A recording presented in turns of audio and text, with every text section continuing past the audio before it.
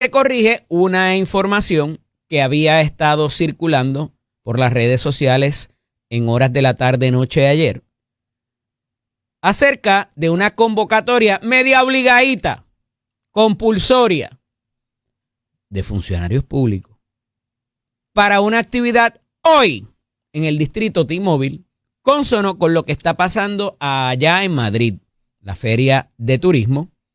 Y es que hubo una estrategia interesantísima para llevar a cabo una oferta que hasta ahora lo que se había anunciado y lo que había visto es que es para un tipo de concierto, una oferta musical desde aquí que se va a transmitir allá y allá están pasando otras cosas que se habrían de transmitir aquí.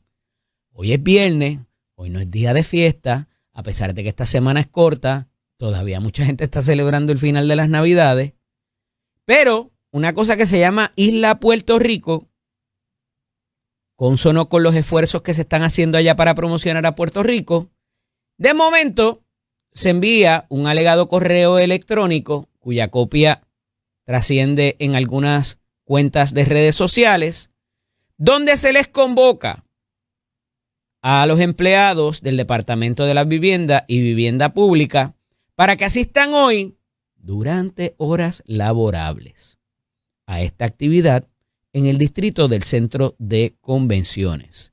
Ayer me sospecho que en la actividad que se hace los jueves, el En Record, confrontan al secretario de Asuntos Públicos con esta información y él clarifica, el licenciado Peña Payano, colaborador de este espacio, y nos dice la prensa escrita hoy que el secretario de Asuntos Públicos, Jean Peña Payano, afirmó que la convocatoria se hizo a nivel de todo el gobierno y que si bien los correos electrónicos que trascendieron en las redes sociales precisan que la asistencia es requerida para los trabajadores de vivienda y de la Administración de Vivienda Pública, la presencia es voluntaria y dependiente de que no se afecten los servicios a la ciudadanía. Peña Payano precisó además que el evento denominado La Isla en Vivo formará parte de una transmisión simultánea desde Madrid y el distrito T-Mobile en Miramar. Y, ¿verdad? Esto levanta algunas banderas sobre lo que es un tipo de actividad que quizá debiera celebrarse en horas de la tarde-noche. También recuerden que está el cambio de hora, por eso me sospecho de que se convocó antes de las 4 o 5 de la tarde y sería en horario regular. Y esto va a provocar varias cosas, me sospecho también. Y adelanto, en mi experiencia y mi instinto me dice que va a haber alguna presencia allí de personas que van a estar pendientes quién asiste y quién no. ¿Se pasará lista como pasa en algunos eventos políticos? No lo sé. Pero más allá de quién va y quién no va, van a ver cómo esa gente y van a ver unos pedidos de información, probablemente a través de la ley de transparencia, y verán si esa gente pidieron el día libre, se cogieron la tarde libre, la pidieron por tiempo compensatorio, están usando licencia de vacaciones, enfermedad o cualquiera de las vertientes que pudiera haber. O si esos empleados públicos van a estar allí mientras se deberían estar desempeñando en sus áreas en esas agencias. Me sospecho además, no me sospecho, lo dice el propio secretario ayer desde el podio, que esta no pudieran no ser las únicas agencias a las cuales se le hizo esta convocatoria. Y en efecto, parecería de un examen de la información a través del correo electrónico que en efecto se requiere compulsoriamente la asistencia de una lectura por encimita así. Pero como ya el secretario de Asuntos Públicos corrige la información, le envía a las tropas el asunto de que no es compulsorio, que es voluntario y que no debe afectar los diferentes servicios que se le proveen a la ciudadanía, pues veremos a ver quién va, quién no va. Más allá de esto, otra cosa que me sospecho habrá de ocurrir es que alguien va a investigar quién envió ese correo electrónico, quién lo firmó, si alguien, qué ente, qué persona, como autoridad nominadora de la agencia, autorizó el envío de ese correo electrónico. Eso me dice mi instinto y mi experiencia, que alguien, alguna valiente o valienta, va a pedir esa información. A ver quién dijo, tú tienes que estar allí, como dice nuestro compañero el cacique, para el 22 de marzo, que habrá de celebrarse el Día Nacional de la Salsa y en la Plaza de la Independencia, que ya estamos viendo la convocatoria para esos propósitos en la prensa escrita de hoy, a página completa, aquí nuestra emisora nacional de la salsa Z93, convocando a ese evento. Y volviendo al punto, ver qué consecuencias pudiera haber para el que no vaya, si es que habría alguna. Todo eso se va a estar barajeando porque al final del día, estos son horas laborables, es un evento de entretenimiento, no es un evento de capacitación, adiestramiento o cualquier otra cosa que pueda redundar en mejores servicios para las personas, para esas personas, esa ciudadanía que esos funcionarios públicos atienden. Y aquí hay fondos públicos también envueltos en la vertiente de lo que se está haciendo para propósitos de adelantar el turismo y también el pago de horas laborables de esos funcionarios. Y eso debería estar contenido en documentos públicos que son completa y plenamente exigibles. Pudiera haber acción legislativa aquí también, mediante una resolución de investigación.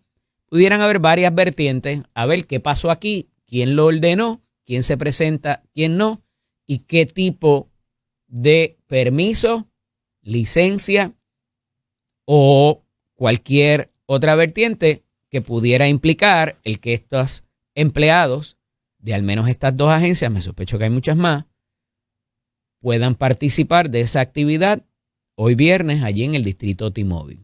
Veremos, continuaremos informando. Mientras tanto, la delegación del Partido Popular Democrático, tanto en Cámara como en Senado, tuvieron una reunión con la Junta de Supervisión Fiscal. No con el edificio, no con los miembros destituidos y luego repuestos, con el director ejecutivo de la Junta de Supervisión Fiscal. Y parece que le dieron cierta información desde allá adentro. Y me reitero además de que la administración, a pesar de que no lo ha dicho directamente, antes de someter los proyectos que constituyen la reforma contributiva, evidentemente algún tipo de comunicación, diálogo, discusión, conversatorio, tuvieron también con el director ejecutivo de la Junta. Vamos por aquí, esto es lo que queremos hacer y tanto nos cuesta para lograr esa neutralidad fiscal que exige la Junta.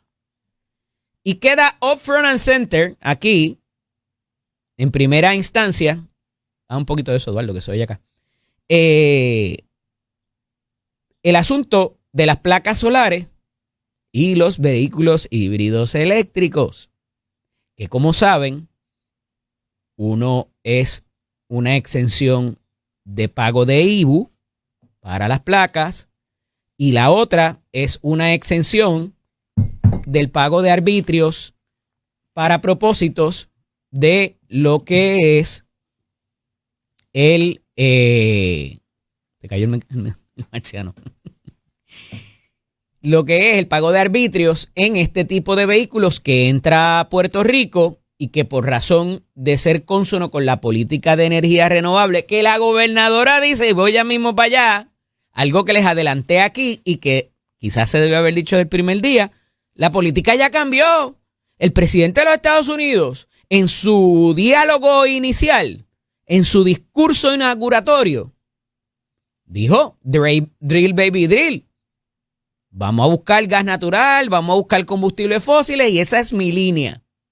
Es tanto así que les informé en estos días también la pérdida de esos $350 millones en fondos federales para las placas solares en hogares y comercio, que se está buscando de que no se elimine del todo, sino que entonces, consono con esa política pública federal, se le pueda dar para mejorar nuestro sistema eléctrico a nivel de la red de energía eléctrica que utilizamos todos los que no tenemos placas solares y los que utilizan placas solares también.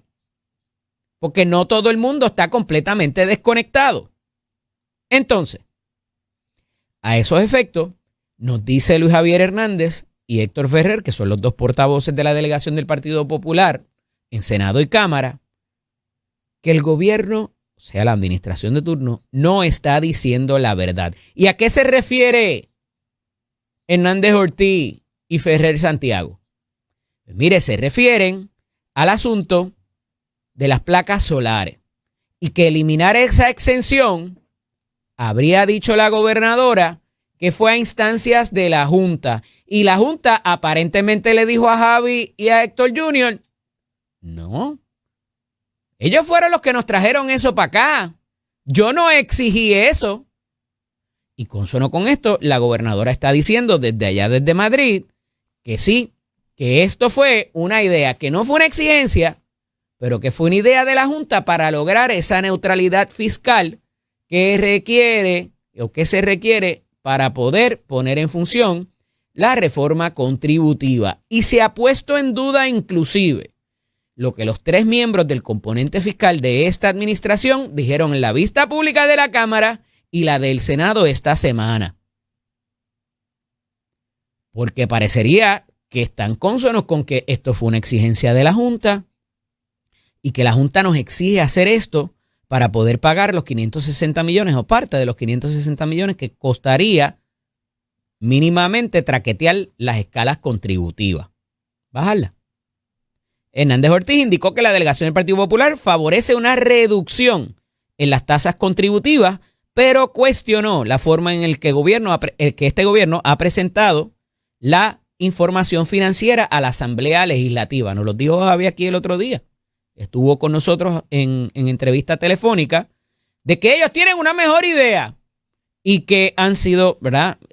Reiteradamente lo han expresado varios legisladores, así como los portavoces de la delegación del Partido Popular, de que ellos reconocen, nos lo dijo José en Santiago, inclusive ayer, aquí se puede reducir los costos o los gastos más bien de lo que significa ese presupuesto anual de $13.9 millones. 13.900 millones de dólares. Y le añadía yo, ese es el presupuesto de aquí. Cuando le sumas el consolidado con los fondos federales, estamos llegando casi a 32.000 millones de dólares para una isla de 3 y piquito de habitantes, de 100 por 35, donde los servicios no necesariamente están atemperados a las necesidades de todos los puertorriqueños, en una isla de gente envejecida, que solamente el 60% de la gente que puede trabajar trabaja y más del 60% también de la población depende de algún tipo de fondos federales o de beneficencia. Los datos están ahí, la escritura está en la pared. Por eso es que Patria Nueva decía que hay que reducir esa porción. Bien fácil cuando tu subsistencia no depende de ello.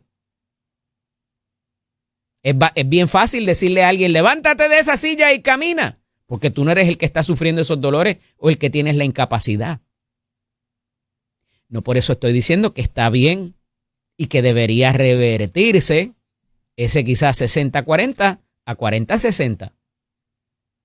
Porque eso te trae otros problemas en la economía y en los mismos programas de ayuda que se dan. Porque en un momento dado, en una galaxia no muy lejana, aquí estaba por lo menos casi 7 o 8-1 de la persona que trabajaba versus el que recibía beneficios. Y por eso se podía pagar. Y parecía que el dinero se estaba cayendo de los palos. Obviamente había un sector y una economía privada fuerte, que es lo que mucha gente no entiende. Y ve al comerciante, al empresario, como el diablo. Le faltan los cuernos y la cola del diablo cuando ve un comerciante. Y lo quieren matar. ¡Ah, que se chave! Ese tiene chavo. Y se les olvida que emplea a mucha gente y que tiene que tener ganancia también aquí. Y seguimos demonizando al empresario, al punto que esta discusión de la reforma contributiva se ha convertido en quitarle a los ricos para darle a los pobres. Esa es la lectura inclusive que le está dando la administración. Aquí hay que mejorar a una clase que no es pobre, pero que tampoco es rica. Y ahí está la reducción de las corporaciones, que el mismo partido independentista está clamando por ella, que es necesario, porque alguien te emplea contra. Alguien arriesga su capital por tratar de echar para adelante una empresa. Pero la cultura es de demonizarla. A alguien le conviene eso, no nos llamemos engaño, de que la gente piense así.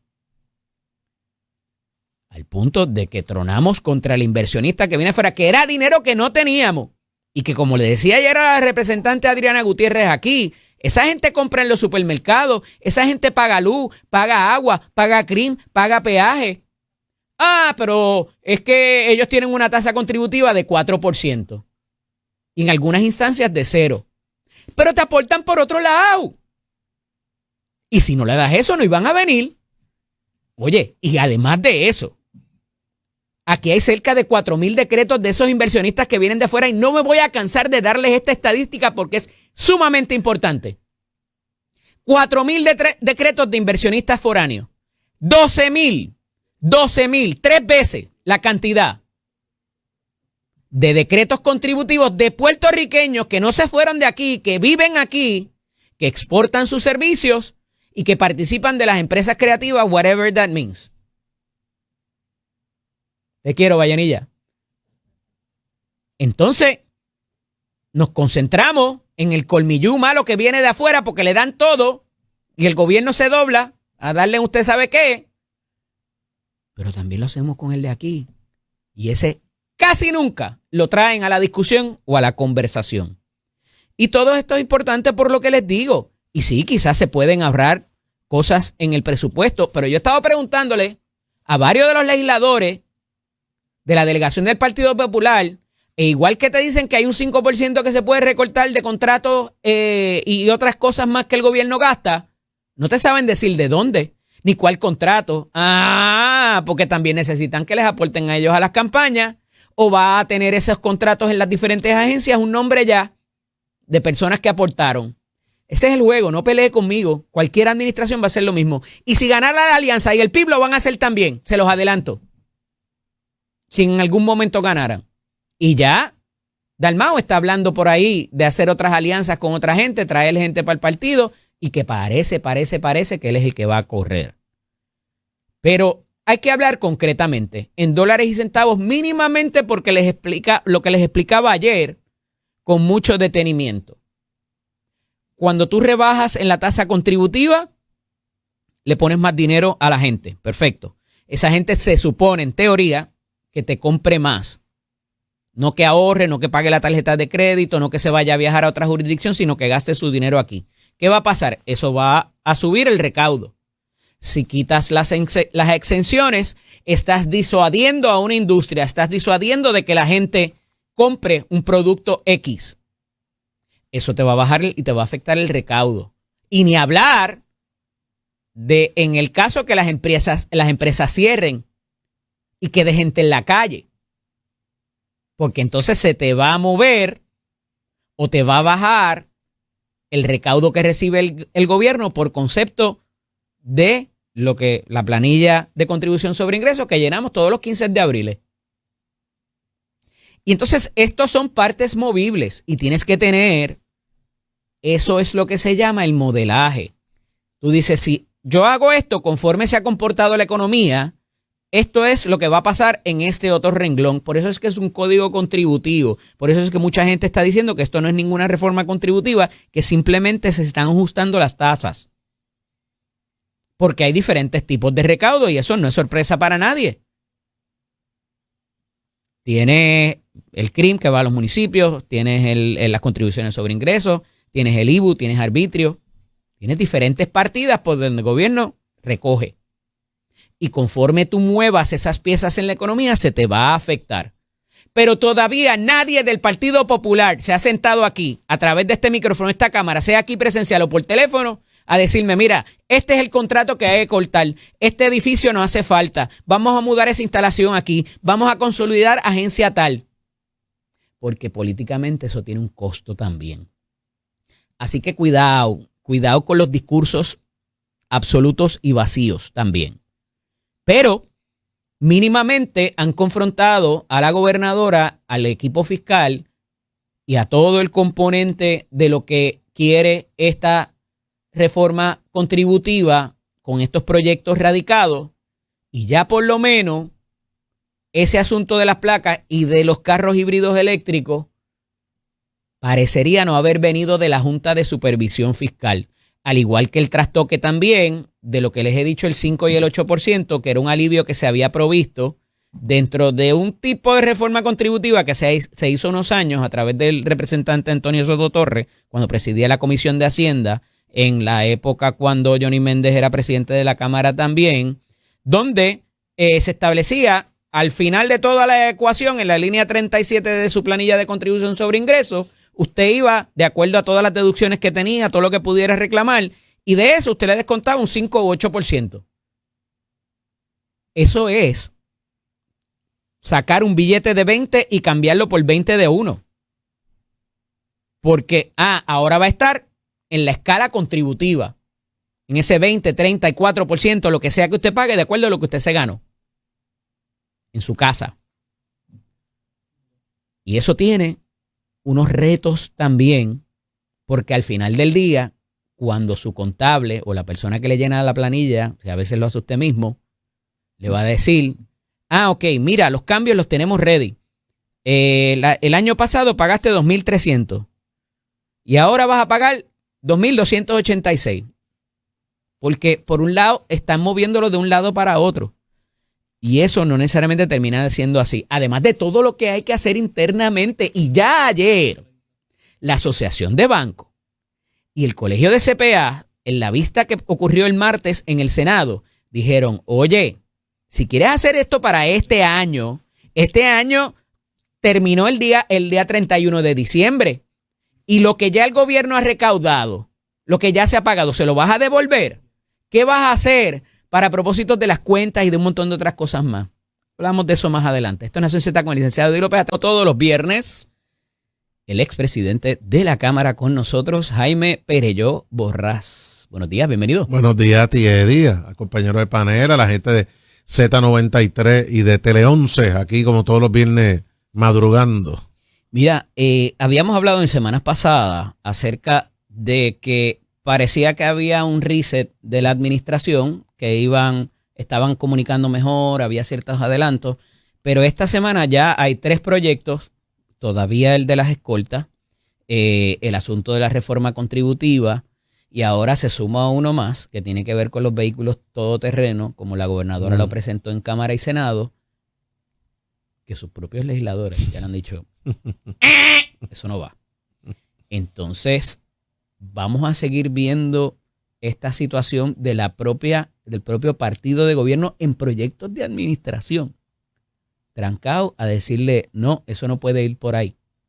Bueno, lo que pasa es que yo creo que la gobernadora trató de darle un giro a este nuevo año. Entonces escuchó nuestros consejos aquí de que tenía que hacer como Don Cholito en Cabollo Golvitira. Y arrancó con lo de la reforma contributiva, que está teniendo unos debates que son normales. A mí eso no me preocupa tanto, ¿verdad? Si tú estás en su equipo de comunicaciones o de comunicación política, que es diferente a comunicaciones, ¿verdad? La realidad que es normal que estén levantando, porque sirve para hacer una reforma contributiva. De algún lado tiene que hacer el dinero y se afectan poquitos para beneficiar a muchos. Esos son puramente números electorales, ¿no? La mayoría de la gente. Pero entonces también mete otros proyectos como este de los Ford Trucks y de los todoterrenos, que es un proyecto que de salida le va a recordar a la gente una promesa fallida que ella hizo durante la primaria y durante la elección para buscar unos votos de unos sectores. Ese recuerdo no es positivo para la gobernadora, porque fue un mal ejemplo de un mandatario darle oportunidad a un montón de gente que lo que hacen hacer desastres en las carreteras para buscar un apoyo político. Y al final del camino lograr algún consenso para aprobar algo, pero jamás va a ser lo que ella le prometió a ese sector, algo que ni siquiera hay que legislarlo, porque esos propios vehículos, cuando vienen a Puerto Rico, en su descripción te dicen dónde se pueden correr, dónde no se pueden correr. Eso es una discusión estéril e innecesaria. Lo que no debería permitirse. No hay retrovisores, no hay cinturones de seguridad, no hay signal light, para empezar. Y aunque le pongas todo eso, no están diseñados para coger la carretera. Mira, no desarrollan. Los que harán esto, esos vehículos le dieron permiso de correr en las carreteras y claramente su diseño no permite correr en las carreteras. Se han visto varios volcados por ahí. O sea, esto iba a la médula también de que un poco, ¿verdad? Ella era como el pueblo que le gusta eso, que disfruta de eso. Y en las caravanas habían y hay por tracks y todo ese tipo de cosas, ¿verdad? Que aquí hay un poco de hipocresía. Está bien, pero no por eso vas a legalizar lo que la gran mayoría del pueblo puertorriqueño ve mal. Porque la gran mayoría del pueblo puertorriqueño lo ve mal. Y todo el mundo mira para el lado, porque a veces en esas caravanas políticas hay policía. Muchas veces. Pero es una cosa nadie para un Ford Track a darle un ticket. A veces los paran, a veces no, pero es una cosa de... En la caravana política, dime una donde eso haya pasado. Ha pasado porque se salen de control, pero... Está bien, las motoritas. Pero eso es esforzar la ley. Pero no significa que entonces no, porque en las caravanas nadie dice nada, pero yo lo voy a hacer legal, ¿no? Pues ya eso es una charlatanería. O sea, la realidad es que este tema de los Fortran, de los Bianchi, saludos Bianchi, de los Banshee, no es algo simpático para la gente. Es medio todoterreno. Bueno, está corriendo, está flaquito. Saludos a Carlitos Bianchi, el ex representante. La realidad es que no es algo positivo para ella. Entonces, traer eso otra vez, mire, deje eso guardado en el File 13 que se dice, déjalo guardado ahí y dedícate realmente a las cosas positivas. Claro, dentro del camino soy la cosa del Fitur, que eso nunca le gusta mucho a la gente, pero también eso la gente se olvidará de eso, porque lo más importante ahora, lo que la gente está concentrada, es si realmente el PNP, no solamente Jennifer González, el PNP cumple su promesa de realmente una reforma contributiva que le haga justicia a la gran mayoría de los puertorriqueños, pero que tampoco penaliza el más productivo.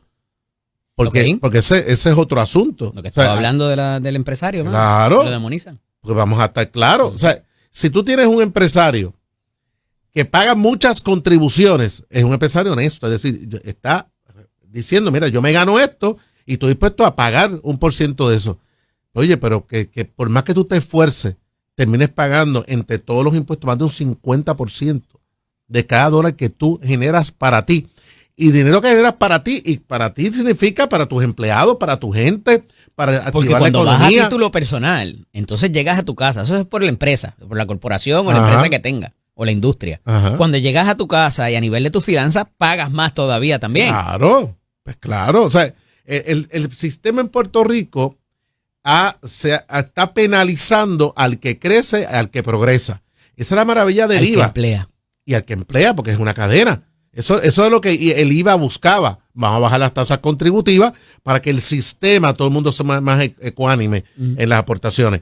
Pero una reforma contributiva que solamente quiera darle más dinero al bolsillo a un mismo renglón, pero aquel que se esfuerza, que sigue ganando más, que sigue reportando más, tiene que pagar más contribuciones. Pero entonces, o sea, tú vas a hacer... Es lo que se llama regresividad. Claro, sigues penalizando al que se esfuerza y al que trabaja. Y esa reforma contributiva, como yo la veo, no, aquel que se esfuerza y el trabaja, ese va a seguir siendo, va a estar liquidado.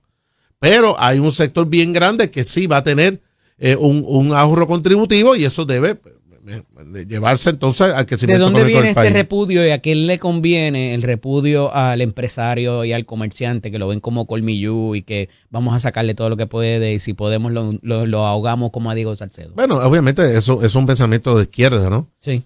Pero lo que pasa es que en caso del gobierno de Puerto Rico, Yo no creo que la gobernadora piense eso, realmente. Lo que pasa es que no hay chavo. O sea, no hay de dónde sacar suficiente. El Partido Popular dice que sí. Bueno, para poder elevar la vara. Ese presupuesto de 13.900 millones de dólares está inflado por lo menos, al menos en un 5%. Bueno, esa inflación. No identifican nada, exactamente dónde. Bueno, pero a mí me gustaría, oye, podría ser que sí, pero hay que ser, y no sé si es la próxima conferencia de prensa, porque hay muchos expertos economistas y gente que sabe de cómo funciona el presupuesto del gobierno y puede decir, mire, ¿saben algo? Ese 5% está aquí. Y si esa grasa la cortamos, lo que pasa es que Puerto Rico está en un proceso de recuperación de una quiebra. Por tal razón, el diseño de nuestro presupuesto, por eso que está la Junta de Supervisión, es que siempre haya un poquito más, porque no sabemos cuándo la vamos a embarrar nuevamente. O haya un desastre natural que haya que meter. Bueno, adicional, y que Donald Trump esté dispuesto a enviar tu dinero como antes, o cuando volvamos al mercado de bonos. Porque escúcheme, pueblo de Puerto Rico, en un momento dado hay que volver a hacer emisiones de bonos. Lo requiere promesa. Los requiere promesa para sacarlo y los requiere para decir que el país está sostenido. Ningún país puede hacer obras de infraestructura con sus propios recursos. Olvídate de eso. Lo estamos haciendo ahora gracias a ¿qué? A Irma y María y los chavos que llegaron de la pandemia. O sea, la obra de infraestructura que usted está viendo hoy en Puerto Rico no es porque nosotros hacemos tanto dinero que nos da para hacer puentes y carreteras y tirar asfalto y los alcaldes agregar los parques. No, ese es dinero federal que viene de Irma y María, gracias a esos dos huracanes. Y que es para mitigar, no es para hacer cosas nuevas tampoco. Bueno, pero se están haciendo cosas nuevas, porque hay mitigaciones que simplemente te vienen haciendo cosas nuevas. Claro, pero no podemos hacer un expreso nuevo, un ejemplo, ¿verdad? No podemos extender el tren urbano. Esa ha sido la dificultad muchas veces de desembolsar esos fondos. Claro. Porque el gobierno federal, particularmente a través de FEMA, te dice, tienes que ponerlo como estaba. Pero es que como estaba ya estaba jorobado. Estaba jorobado. Y hay alcaldes que han sido muy exitosos en eso, como el alcalde de Jayuya, que es el que más dinero recibió, porque la verdad está haciendo mucha in-house y ha sido muy exitoso. Pero te traigo ese tema porque este asunto de decir que hay dinero de más en el presupuesto y está inflado, no, eso es por diseño. Pero identifícamelo, ¿dónde está? Pero es por diseño, porque en algún momento dado vamos a necesitar ese colateral para volver nuevamente al mercado de bonos. Lo que ha sido la gobernadora con las placas solares, los vehículos eléctricos, lo hemos hablado aquí. Mira, habrá un sector que pueda gritar, pero al fin y al cabo se busca aquí el bien común de cómo se puede lograr, porque esos mismos que se les va a cobrar ahora IBU por las placas solares, seguramente van a recibir un beneficio contributivo de igual manera, ¿no? Así que esa discusión yo la conozco muy bien porque la viví bajo el IVA y en un momento dado nadie quiere que los toquen. Viendo cómo ha operado la Junta y a pesar de que tú, ¿verdad? No tuviste directo que bregar tanto con la Junta, sí con promesa. Vino después de mí. ¿Qué te dice tu instinto? ¿Qué te dice tu instinto en cuanto a quién es el malo aquí? ¿Quién pidió que se cancelaran esas exenciones? Porque ahora parece que todo el mundo está sacando el traserito. Y entonces, eso duele, le duele a alguien. Claro. La pérdida de esas exenciones y pudiera tener otros efectos también, como decía ahorita. No voy a ir a la pausa, pero cuando regresemos hablamos de eso. Y nuevamente, la directora de PRAFA nos informa cosas que no hizo el comisionado residente, particularmente en cuanto a los chavitos para Head Start y para recuperación. Él dice, ¿están seguros? Lo manejamos allá y no nos van a cortar nada. Pablo José jugando Nintendo probablemente. Esto es Nación Z con el licenciado Dilo. Saludos a los que empiezan después de nosotros y dicen que son los primeros. Pero bueno. Don Jaime Perello Borrás, te dejo una pregunta en el tintero y quería traer, porque como estábamos hablando de los empresarios y de la economía, y es como una percepción negativa a sectores industriales y empresariales. Dicen, estamos vendiendo menos, tengo un 9% menos, pero ya uno de los primeros bancos o de los 3 bancos que quedan, de los principales, ya anuncia que tuvo ganancias récord. Yo me sospecho que los otros 2 van a hacer lo propio próximamente. Entonces, ¿quién verdaderamente es que está en quiebra? ¿A quién le está yendo mal? ¿Quién está verdaderamente? Bueno, pues yo no. Porque si estás depositando en el banco, el dinero no salió de un árbol o de una bomba de incendio. Entonces, ¿está tan mal la economía en Puerto Rico? Tú vas a almorzar a cualquiera de los restaurantes que no tienen combos de $4.99 y, ¿verdad? Hay ¿eso una existe cantidad, todavía como $4.99? Porque ni eso existe ya. Hay una cantidad considerable. Ves los vehículos afuera. El retail, me parece que, o sea, los centros comerciales quizás no sean un buen indicativo de eso. Sí, digo, porque también hay burbujas, ¿verdad? Sí, pero ya la gente compra la mayoría. Yo compro hasta los calzoncillos por Amazon, tú sabes. Entonces, verdaderamente, ir a una tienda, a menos que sea algo que te necesitas probar, que lo necesitas ver, todo lo demás te llega en 3 días a Puerto Rico. Y eso pues tiene ¿verdad? Su repunte o su efecto, su impacto en la tienda al detalle. Pero para propósitos de el ingreso que se deposita en el banco, que viene por la transacción electrónica, todo lo demás, no parece haber ni tan siquiera un tipo de pesimismo en cómo va la economía del país. Bueno, había en Puerto Rico una agencia que se llamaba la Junta de Planificación. Uh-huh. Y la dirige Héctor Morales, extraordinario el tipo. Pero la Junta de Planificación se supone Uh-huh. que es la que hace los análisis de la proyección económica del país. Cuando quise aprobar los presupuestos, el primero que iba, Don Hito ya lo hace, a las vistas públicas era la Junta de Planificación. ¿Por qué? Porque ese elemento es fundamental para contestar esa pregunta. ¿Dónde es que está el dinero? O sea, un país, para poder desarrollarse y tener un plan de desarrollo económico, valga la redundancia, tiene que saber qué pasa con el dinero, follow the money, dónde está el dinero. Uh-huh. Y la realidad es que Puerto Rico lleva una década ascendente en el alza en el costo de vida. True. Y la inflación, claro, pero diferentes pero factores. Dramático. Muchas de ellas por la inflación y otras porque... De hecho, es una de las críticas a los gobiernos de turno, de que no han hecho lo suficiente para mitigar ese alza en los costos de utilidades, de la comida. No, y de las casas. O sea, de la vivienda. El problema aquí, luego la ley 60 y lo que pasó con el boom de las propiedades, es que todo explotó. Y ahora, antes, una casa de lujo, hace 30 años atrás, como es una casa de $200,000, eso era ser rico. Ahora, una casa de interés social, hacerla cuesta $200,000 y cuidado un poco más. La realidad es que el comercio en Puerto Rico, muchos se quejan, pero siempre su comercio está lleno, han ido subiendo los precios de manera constante porque el puertorriqueño gasta. El puertorriqueño gasta, se endeuda. Más de lo que las tarjetas de crédito están por las nubes. Pero no ha habido un descontrol y tú te puedes quejar que estoy vendiendo menos, pero no, le subiste y echado malas habichuelas. Y subiste. O sea, la realidad es que en Puerto Rico no hay una planificación, no hay un control de las expectativas, del dinero que entra, lo que gana la gente y lo que gasta la gente. Yo quisiera que el gobierno de Puerto Rico dedicara un tiempo y contratara a alguna firma que simplemente, y bueno, lo puede hacer con la Universidad de Puerto Rico, que yo hacía muchos acuerdos con la presidente, con la Universidad de Puerto Rico, para poder contestar esa pregunta que tú haces. Si los bancos están reportando ganancias históricas, imagínate. Todos los años, sostenidamente, todos los quarters. Pero imagínate, ese es el dinero que por obligación la gente tiene que depositar en el banco. Toda la economía informal y todo el dinero en efectivo que está por ahí, que no entra a los bancos, eso no lo sabe nadie. O sea, Puerto Rico está en un boom grande ¿Un boom bueno o un boom malo? Bueno, hay diferentes tipos de boom. Bueno, está el boom que explota, pero un boom bueno, pero es ficticio.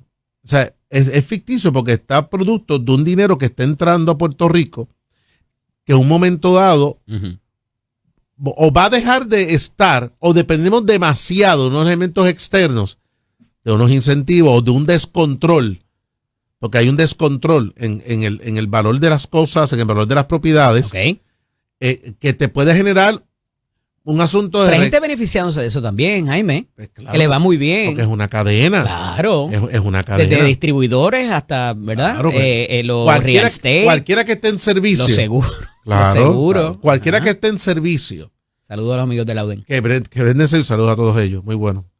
Que dan servicio a eso. La realidad es que sí se benefician. Y eso pues se tiene que contabilizar. Pero para contestar tu pregunta, pero el gobierno tiene que, para uno tener una radiografía, qué es lo que está pasando, qué es lo que el gobierno tiene que hacer para que ese boom económico continúe, pero que también tiene que hacer para que haya una equidad, un control un poco.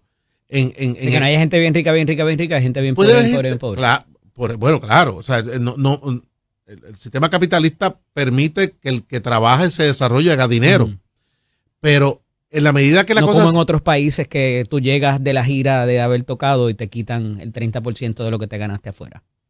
Imagínate tú. Conversación que he tenido sostenidamente con un amigo en Me común. imagino. Que está despelado. Saludos a Genaro Ramírez, don Gino. Hubo de esto hasta tarde ayer, ensayo. Ah, sí, que están amanecidos ellos. Amanecidos, mi cariño. Sí, pero en un momento dado... Tengo camisas como esta para darle. Regalarle. Porque si todo sigue subiendo, el que menos tiene no va a tener ni dinero ni hora adquisitivo para tener lo básico, una calidad de vida aceptable. Si eso se divide demasiado, vamos a tener un problema social en el país. Y entonces tú quieres que la gente progrese, no porque dependa del gobierno. Okay. Así que hay que aprovechar lo que está pasando, pero hay que estudiarlo. Claro, porque tienes que hacer ese tweak, ¿verdad? Ese cambio, esa modificación. Y para eso hay veces que tú quieres incentivar ciertas políticas públicas, cuando en un momento dado se transformó el asunto de la energía. Y por eso te traigo, ¿verdad? Hay veces que la gente dice, pues mira, hay mucha gente fumando, vamos a ponerle más arbitrio al cigarrillo para que la gente deje de fumar. Y tú disuasivas conductas. del pecado. Claro. Y tú disuasivas conductas que te influyen en la economía. O te disparan el recaudo porque la gente va a seguir bebiendo fumando igual. Claro. ¿Verdad? Pasó con el cannabis medicinal también en un momento dado. Sí. O vas a ver que de momento tú te empieza a bajar el consumo y la compra del mismo. Y por eso te decía ahorita, porque parecería acercarse a la política federal el asunto de todo lo que tenga que ver con renovables. Y de hecho es el planteamiento que esboza la gobernadora, que había sugerido que por ahí era que tenía que irse. Trump dice que las renovables para allá, entonces para las islas de África. En el caso de, vamos para los fósiles, y consono con eso, pues las placas solares le quitamos la exención y entonces parece que hay un malo ahí. ¿Quién sugirió eso? ¿De dónde salió? Porque ya hay una cuantificación de cuánto cuesta. Son 48 millones de dólares entre las dos cosas. Una es de IVU, la otra es de arbitrio. Y ese tweaking también te va a reducir no solamente la compra quizás de esos equipos renovables, entiéndase los vehículos o las placas o las baterías y todo lo que tenga que ver con fotovoltaico, pero lo que llevo diciendo y lo dije en pelotadura la otra noche, esa empresa de todo lo que tiene que ver con renovables emplea miles de personas aquí en Puerto Rico actualmente, desde la instalación, la venta, el mantenimiento que se le da después. Y eso también tiene un efecto porque si esas personas pierden su empleo, también te va a afectar. Entonces, por otro lado, la contribución sobre ingresos. Entonces, esas políticas el gobierno tiene que tenerlas, me parece que un poco más claras, que las tienen de acuerdo a lo que han dicho ellos mismos en lo que es las vistas públicas, ¿no? No, y ver el impacto. O sea, ver el impacto, el bien común, ¿verdad? O sea, cómo lo que están haciendo realmente tiene un impacto para poder bajar el beneficio contributivo a todos los puertorriqueños versus lo que cuesta a un presupuesto multimillonario, ¿no? Sí. Porque el incentivar la energía renovable en un momento dado era lo romántico, en la medida que era un mecanismo para fortalecer. Era sexy. Claro, nuestra red eléctrica, nuestro grid eléctrico. Y que tú tuvieras cierto control de la que tú gastas en tu casa, ese tipo de cosas. Cierto control con eso. Pero al final del camino, yo creo que lo que son las placas solares, pues tiene una mayor protección al tema de los autos. Yo creo que esta cosa de los autos, la realidad es que el beneficio de comprar un carro eléctrico, un carro híbrido, lo tiene el ciudadano porque paga menos gasolina. Alguno de los dos se va a tener que sacrificar. No creo que los dos se vayan a salvar en esta ecuación. Mira, la conversación que estábamos teniendo o sosteniendo aquí pudiera parecer técnica. Hay cosas que uno no necesariamente sabe cómo se dan, pero al final del día incide en sus finanzas personales, las de su trabajo o obviamente en lo que te cobra el gobierno al final del día. Claro. O sea que tiene impacto e importancia. Que ven aumento porque los costos. No siempre queremos hablar de eso, pero hasta que estás a punto de que la empresa donde trabajas cierre o de momento no te da para terminar la quincena o el mes. Correcto. Entonces, pues, es más complicado. Y hablando de algunos costos, ¿verdad? Que se dice, yo creo que nadie está en contra de que se trabaje finalmente con ver cómo bajamos los costos energéticos de alguna manera y por eso la ley de transformación energética, que la comenzaron ustedes, y luego trascendió a lo que tenemos hoy con los operadores privados y demás. Uno de los grandes retos y que ha tenido aciertos esta administración es conseguir generación adicional. Pero las plantas están chavadas. Y hablaba ayer con José Pérez, director ejecutivo de Luma. Me decía, Eddie, es que, o sea, ellos tienen un reto también en términos de darle mantenimiento a esos trastes viejos mientras siguen operando. Porque si yo pudiera, o sea, si ellos pudieran apagar todas las plantas para darle el mantenimiento, es como hacer el cambio de aceite y filtro del carro mientras va por el Teodoro Moscoso, o no el Teodoro Moscoso, el expreso Luis Ferré a 70 millas. Entonces, tiene su complicación, ¿verdad? Y su peligro. Y que prender una planta como esa, para que vuelva a generar, se tarda 48 horas, 72 horas. ¿Sabes? No es tan fácil ese tipo de mantenimiento. Y si bien es cierto que el gobierno ha garantizado para que Genera, que es la que tiene la responsabilidad de la generación, luzca bien, porque al fin y al cabo, todos estos esfuerzos para garantizar mayor generación, pues resuelve el problema a Genera, que es la principal causante realmente cuando hay apagones en Puerto Rico. O sea, esos problemas de relevo de carga, que cuando te dicen a ti que vas a estar tantas horas sin luz y de repente tú estás en tu casa y te fue la luz por una hora y la gente dice, maldita sea la madre de Luma. La realidad es que Luma no tiene nada que ver con eso, ¿verdad? O sea, Luma es mucho más de la distribución. Si explota un transformador, se cae un machete, se rompe una línea, un árbol lo rompe, se cae un poste, eso sí. Es una responsabilidad de la distribución del sistema eléctrico. El machete se cae cada rato. El machete. Pero buen amigo Daniel Hernández, el poder del pueblo. Así mismo es. Mira, pero es que, y un poco tocaba esa línea ayer, y lo hemos hablado tú y yo también, cada vez que pasa algo, no importa dónde, el mismo titular de prensa te dice, el cliente de Luma se queda sin servicio. Bueno, lo que pasa es que yo siempre he visto... Eso va a la médula de la cosa de la negligencia esa que le quieren imponer por los enseres dañados también. Pues claro, porque es que, bueno, o sea, aquí la responsabilidad es una responsabilidad de todo un sistema, del que genera, que distribuye, pero más que eso, de lo anquilosado del sistema eléctrico de Puerto Rico. Claro. Que cuando estas dos empresas, principalmente cuando entra Luma, lo que Luma coge es un tostón y le dice, mira, esto es tu responsabilidad, pero tú ahora en adelante no facturo yo, facturas tú, pero el dinero que tú facturas lo cojo yo y de ahí yo te doy lo que te corresponde a ti.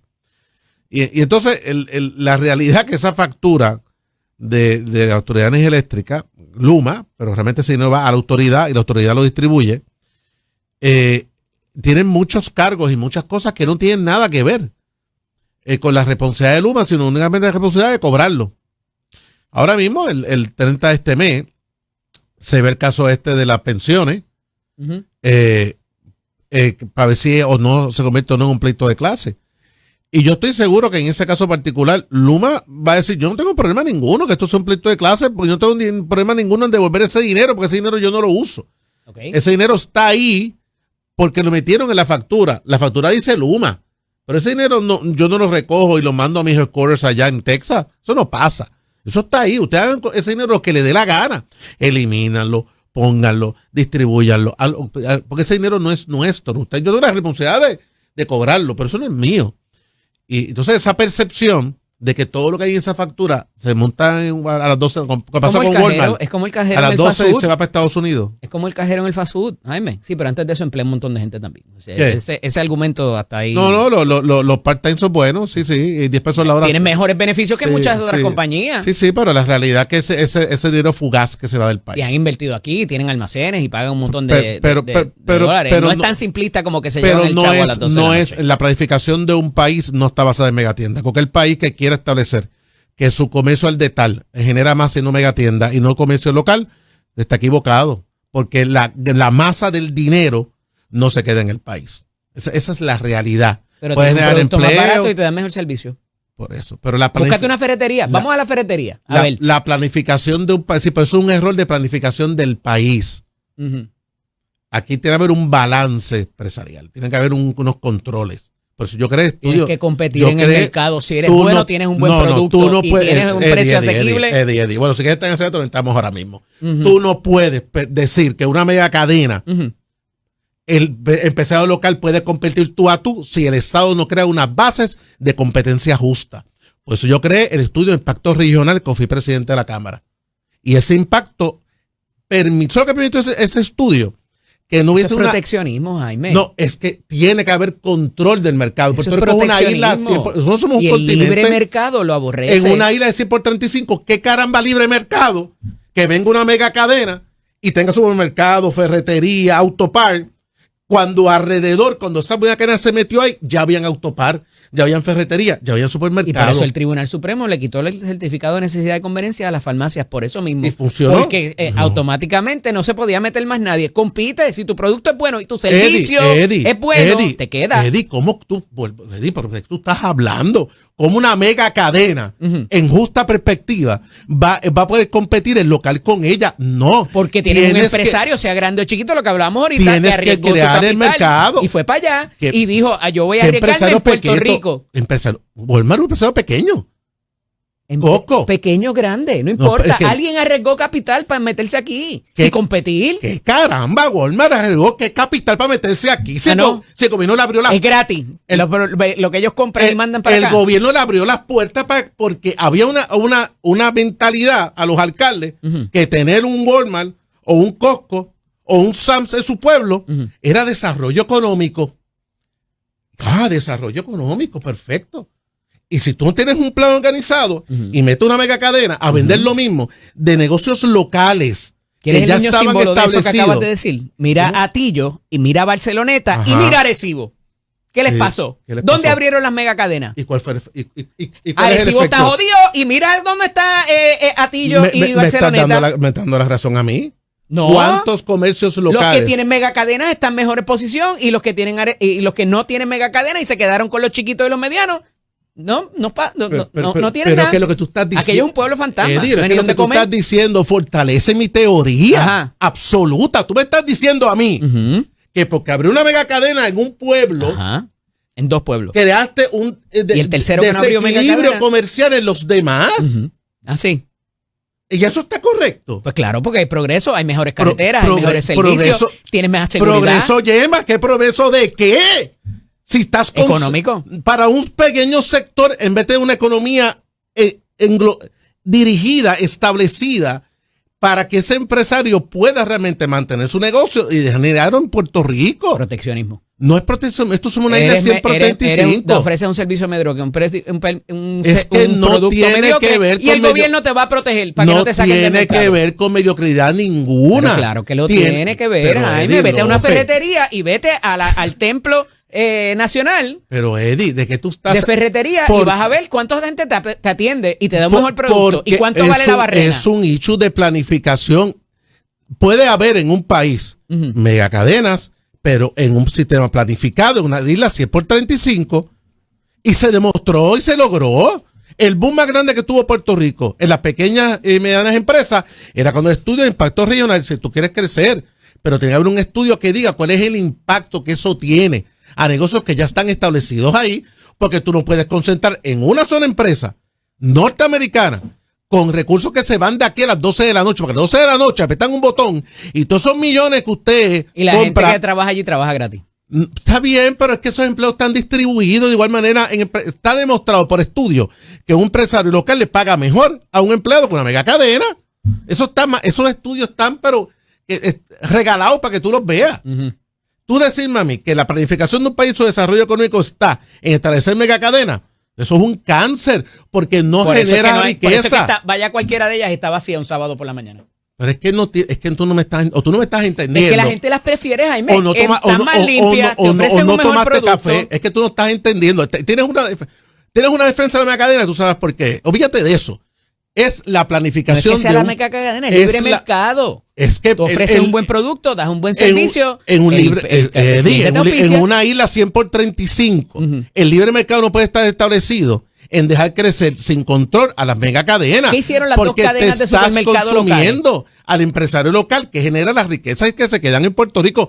Tiene que haber un balance. Yo propuse ese balance y ese balance funcionó. Lo que sí se detuvo era un crecimiento desmedido que tenía una mega cadena en particular que iba a tener control de la venta al detal y la venta al por mayor. Es decir, iba a coger al local y se lo iba a clavar en la venta al por mayor y tener el control absoluto de las ventas al detal. Ese crecimiento desmedido hubiese destrozado totalmente la economía puertorriqueña. Lo detuvo el estudio de impacto regional. Sí, siguen habiendo megacadenas en Puerto Rico, pero hubo una manera de crear un balance que permitió empresas como ahora Econo, como Selectos, ¿qué hicieron? Copiaron el modelo de esas megacadenas, se unieron y compran en bulk para poder ofrecer el producto al precio competitivo. Sí, pero eso no se lo inventó una megacadena. Eso viene solos y no se unieron. Eso viene de las cooperativas. Cogían golpe. Pero eso se pudo hacer en gran parte porque se puso un freno, un control. ¿Por qué la farmacia de la comunidad le está dando pasta y queso ahora a muchas? Porque se unieron y compran y pueden ofrecer, y se dieron cuenta que tienen que ofrecer un mejor servicio y un mejor precio. Pero porque hubo una planificación, Eddie, porque si no hubiese habido planificación en Puerto Rico, en cada pueblo, hubiese habido una megadena. Me copiaron el modelo de las megatiendas. Es que no son modelos copiados porque son entes independientes. ¿Quién lo hacía antes de que llegara? Son entes, eso existe hace muchísimos años, Eddie. Bendito se habían organizado son entes, los dos supermercados. Es que no es el modelo megacadena. Son entes independientes que compran el volumen para crear un costo menor el producto que venden, y son empresas puertorriqueñas. Dinero que se queda en Puerto Rico, que se queda en nuestros bancos. Pregúntame a un banco local si realmente la megacadena le genera suficiente dinero para bajarte los intereses de los préstamos, para dar préstamo al pequeño comerciante, para ampliar su gama financiera. No, eso pasaba con la 936, porque había un toll gate tax, te sacaban los chavos, te clavaba. Yo no tengo ningún problema, Eddie. Dime si la megacadena, si las megacadenas tienen el compromiso de dejar su dinero aquí por un periodo, y si no lo hacen, pagan un impuesto, para que todos esos millones que ellos generen ayuden al puertorriqueño en algo, no solamente con empleos mediocres, Eddie, a part-timers. Ese no es el país que nosotros queremos. Esa es una planificación que un país necesita. Lo siento, necesitamos seguir protegiendo al vago. Para seguirlo manteniendo. Ok, escúchame, pequeño comerciante. Para Eddie López, empresario puertorriqueño, usted es un vago. Usted es un vago. No, es lo que están diciendo. El que quiere proteger. El que queremos seguir protegiendo la mediocridad. Es que eso no protege la mediocridad, Hay muchos empresarios que no son mediocres y ofrecen un buen servicio, un buen producto. Pero es que tú no me estás entendiendo o no tomaste café. Tú lo estás entendiendo lo que yo te estoy diciendo. Es un hecho de planificación de país. O sea, un empresario exitoso hoy que está funcionando bien y va bien, y de repente le meten un animal al lado de 60,000 pies cuadrados. Y le dieron el permiso. Le dieron el permiso a ese. Porque invirtió dinero. Puerto Rico. Porque no le regalaron el edificio, no le regalaron la tierra. Él invirtió para él. ¿Qué invirtió para Puerto Rico? ¡Qué madre! Invirtió para él, para coger todo el consumo que tenían estos pequeños empresarios que estaban funcionando y jalarlo para él y quebraste el de aquí. ¿Qué planificación es esa? Por eso tenemos que seguir protegiendo el de aquí sobre el que venga de afuera. No, es que no puedo decir que vamos a cambiar de tema. Porque tú eres un hombre inteligente y me sorprende. Y tú también, pero entiendo la defensa que hace. Estoy hablando de planificación. De las pymes, y yo estoy muy de acuerdo. Pero es planificación, no es proteccionismo. Siempre y cuando es un país 100 por 35. Eso protege. Esas medidas proteccionistas proveen para la mediocridad del producto y del servicio. Perdóname, pero ahí están los casos de los tribunales supremos de aquí y de afuera. ¿Pero qué estás hablando? Esto es una isla de 100 por 35, igual que los estados, son 50 estados.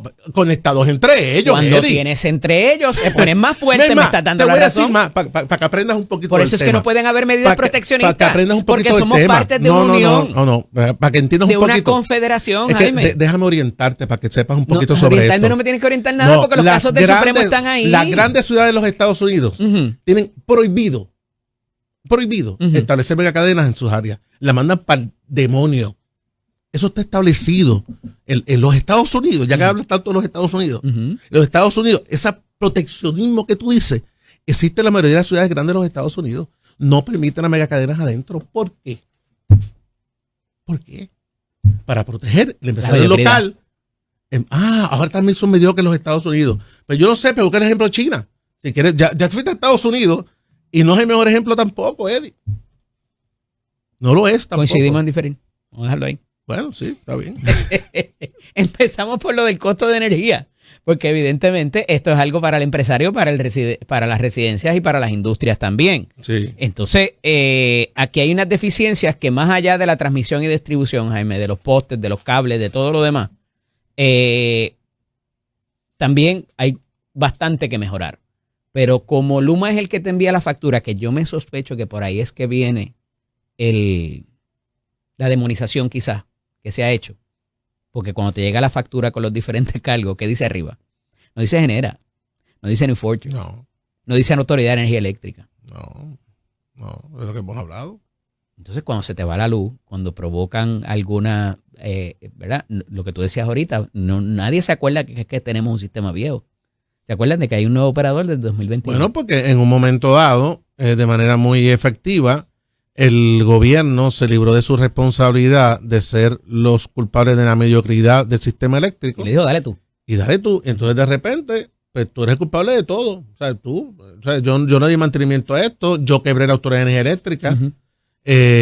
Y tú llegaste ahora y tú tienes que hacer en un par de años lo que yo dejé destruir por pasar 2 o 3 décadas. Esa es la realidad. Por eso siempre hemos hablado aquí que más allá de estar buscando chivos expiatorios, siéntate a trabajar, gobierno, con Luma, porque Luma no va para ningún lado. No se va de Puerto Rico. Siéntese a trabajar y usted verá cómo el sistema progresa, pero como hay una promesa de campaña, que ella quiere seguir recordándola, puso los billboards aquellos cuando radicó ese pleito, ¿te acuerdas? Que ya sacamos al... Ahora hay uno de los empleos, 747,000 empleos. Bueno, pero qué bueno que eso es lo que tiene que hacer. Pero eso se debería pagar con fondos públicos, con la foto de ella al lado. No está prohibido. Eso no está prohibido. ¿No? Después de lo de hacer que las cosas pasen de Pierluisi en el cuatrienio pasado. Sí, porque ahí no entra vida electoral. La realidad es que ella puede hacer lo que ella es la gobernadora. Pero no es ensalzar la imagen de la figura. Pero que tiene que hacerlo porque tuvo un año bien malo, Eddie. Lo que pasa es que los overkilling... Digo, y la oposición, nadie le ha cuestionado que enseñe dónde están esos empleos y que los certifique, by the way. Y ya llevan 4 o 5 días. Pero... Bueno, ya son hechos de... Tú sabes. Ya son hechos de fiscalización. De desorganización. Pero lo que pasa es que, o sea, yo creo que ella tuvo un año muy malo y ella está apostando a su imagen amarrada a obra, ¿no? Uh-huh. Dice, bueno, en creación de empleo, Jennifer González. Porque se dio cuenta que Luma, Jennifer González, le hizo perder un año entero. O sea, ella perdió un año maravilloso su administración en una pelea estéril con Luma. Y ya la gente eso no se lo cree. Ya la gente ya no le importa eso. La gente lo que quiere es que el sistema eléctrico funcione. Y la gente ha aprendido también que muchas cosas... Pero ha habido menos apagones. Quizás por el aumento en generación que te pone up front and center de mucho. Que el problema no era necesariamente el operador, sino que no había capacidad suficiente, ¿verdad? Claro. Y digo, la administración de turno lo trajo en sostenidas ocasiones también, que se iban a concentrar primero en apatar por fundillo con Luma y a garantizar generación. Porque inclusive la generación privada, que es la menos, la de AES y Coeléctrica, también ha confrontado su problema. Y de hecho, muchas de las instancias es que se protege el sistema y es lo que provoca el apagón, para que no se le dañe a ellos la planta. Pero de nuevo, como ese detalle a veces es técnico o no lo queremos escuchar también, porque pasa, pues no se sabe. Pero yo creo que donde esto va a quedar clarito, es cuando empiecen a llegar esos pleitos de la negligencia y quién va a pagar por los enseres dañados. Porque no es lo mismo que se te dañe la nevera de 900, 1,200 pesos a que se le dañe el freezer a una farmacéutica allá donde tiene todas las medicinas y le reclame al gobierno, ¿verdad? Pero a lo que voy es que la negligencia no es automática. Tienes que probarla y tienes que buscar la causa próxima, lo que se llama en derecho, de qué te causó ese daño. Claro. Y entonces cuando la causa próxima no necesariamente sea del operador de transmisión, distribución, facturación y mantenimiento, yo creo que ahí le va a quedar mucho más claro a mucha gente. No, y ese triunfo del DACO, de la exsecretaria del DACO, el país realmente no lo celebró. O sea, el país no lo celebró, porque el país se dio cuenta rápido que eso que acaba de pasar. ¡Que nadie te lo va a pagar! Primero, bueno, no te lo van a pagar. Y número 2, y si lo van a pagar, me va a costar a mí. Porque ese asunto de que eso es responsabilidad de Luma, bueno, Luma, o sea, Luma lo que hace es administrar a la Autoridad de Energía Eléctrica. Y al fin y al cabo, eso tú no le puedes dar una responsabilidad al quien no la tiene realmente. Pero ese fue el triunfo menos celebrado de los puertorriqueños. Eso nadie lo celebró. Lo celebró solamente la secretaria del DACO. Ella lo celebró y brincó y a la semana la votaron. Pero o sea, ella lo celebró ella sola. Las bocas están Bueno, no cosa que ver con la Puerto otra, Rico. ¿verdad? Pero bueno, la semana es para votar. La gobernadora no lo celebró, es la verdad. Ella tenía sus dudas. La gobernadora no lo celebró la secretaria y después se puso a pelear con la gobernadora y pasó lo que pasó. Y este fin de semana está en la calle San Sebastián allí. Y que no sé si has hablado de eso, pero ya como candidata a algo, porque era una situación hasta, no sé. ¿Candidata a qué? Pero yo no sé, pues ella estaba allí saludando a todo el mundo que pasaba y bailando. Mira, yo llevo algún tiempo con esta cantaleta del asunto de lo que necesita la ley de tránsito para uno poder discurrir por las vías públicas. Evidentemente tienes que tener una licencia. La licencia tú no la necesitas para prender el carro, necesitas para cuando te pare el guardia. Y desde hace un tiempo se trajo el asunto de la digital, del Sesco Digital, que es la aplicación que funciona para agilizar muchos procesos y que puedas ver si tienes multas, puedes pagar multas. Y se trajo el asunto de la renovación del malvete y de que como te quitaron el sellito, no necesariamente tenías visibilidad o el recuerdo de cuándo se te vencía tu malvete. Sí.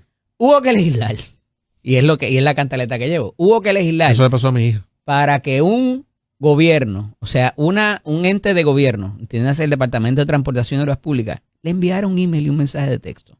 Hubo que pasar toda la tortuosidad de un proyecto de ley. No se le ocurre hacer eso administrativamente. Se podía hacer administrativamente, yo me sospecho que sí, pero no, hubo que legislar. Para lo que se intenta hacer ahora y se hizo con la licencia, no hubo que legislar. Para lo de la registración del vehículo, entiéndase la licencia del carro, con lo que le llaman. Para eso sí había que legislar, porque la ley 22 de tránsito, en todas sus enmiendas, que han sido miles de enmiendas a través de los años, desde el 2000, la tenías que tener física. Sí. Y eso obedecía a razones de falsificaciones, como se hacía con los marbetes también, con los sellitos. Y ahora se legisló. Y ya se aprobó en uno de los cuerpos. Eso fue lo que leí. La ley o el proyecto de ley para provocar de que, al igual que puedes tener tu licencia de conducir en el teléfono, en la aplicación, y se le enseñes al policía, puedas hacer lo mismo con la registración del vehículo, entiéndase, la licencia del carro. Lo vi. No es que la tengas guardada en un archivo PDF siquiera, porque ese sí es manipulable. Esto es importante, el propio proyecto lo dice, tienes que tener la aplicación abierta y de la aplicación entonces enseñársela al policía. La aplicación de Sesco. De Sesco Digital. Porque todo lo demás es manipulable. Ok. Pues tiene sentido. Mira, que no te quieren ver en Costco mañana. No, pero yo voy a Costco.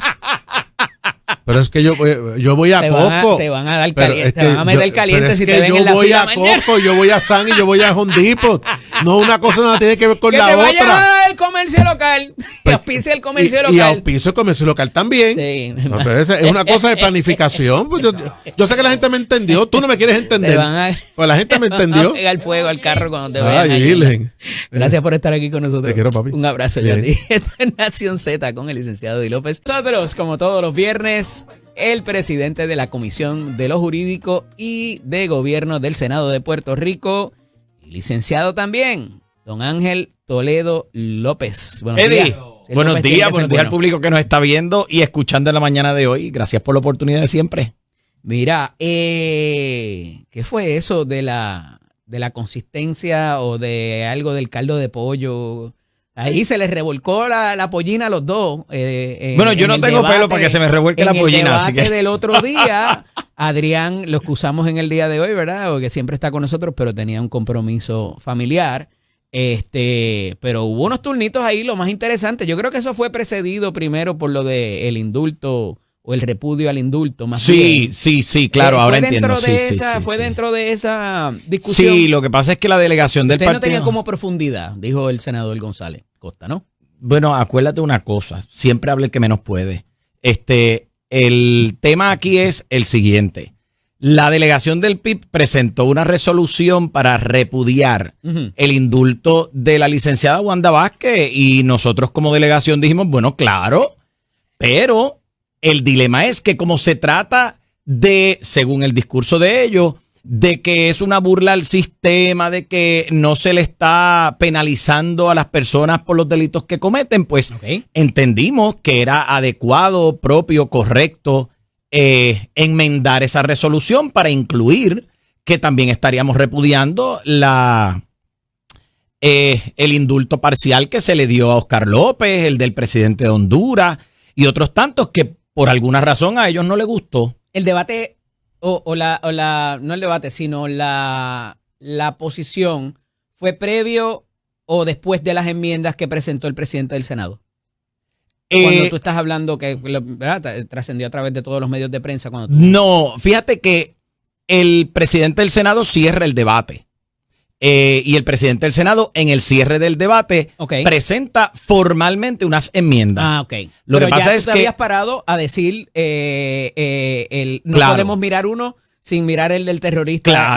Claro, porque lo que pasa es que en la discusión, el compañero Juan Oscar Morales propuso algo que a mí me parecía sensatísimo, que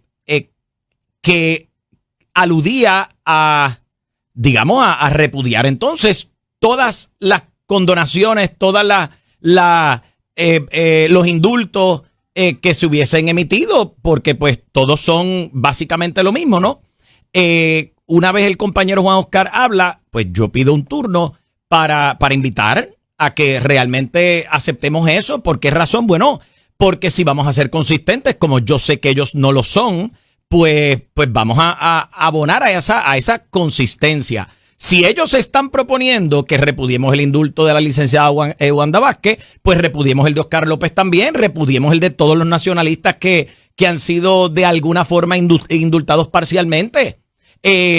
Porque la realidad es que el discurso que ellos proponen es un discurso tan inconsistente, porque cuando conviene al partido independentista y a los comunistas que ellos defienden es bueno, pero si lo traes en otra dirección, ahí no lo quieren aprobar y no lo quieren aceptar. Pero es que yo no entiendo por qué se da ese debate, porque me parece que para muchos de ustedes, a su señoría como abogado, como legislador, como persona, me parece que le hiere también la manera que se dio el indulto y el quid pro quo que es que ese fue el punto, lo insistimos, dijimos, claro que estamos de acuerdo con repudiar el indulto a Wanda Vázquez, pero también estamos de acuerdo con repudiar el de Oscar López y el del presidente de Honduras. ¿Pues dónde está la inconsistencia entonces? Que ellos dijeron que no, que cuando presentamos esa enmienda dijeron que iban a retirar ¡Apruébenla!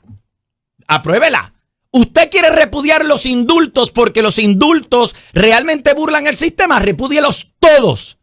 No repudie solamente el que le conviene porque es del partido o de la ideología que usted no persigue. Y cuando se hicieron marchas y manifestaciones para provocar ese indulto. Por eso te lo digo, porque el problema fue que la compañera María de Lourdes... Ustedes no hicieron marchas ni manifestaciones para que le otorgaran el perdón a la ¿Tuviste alguna? Si eso fue reciente.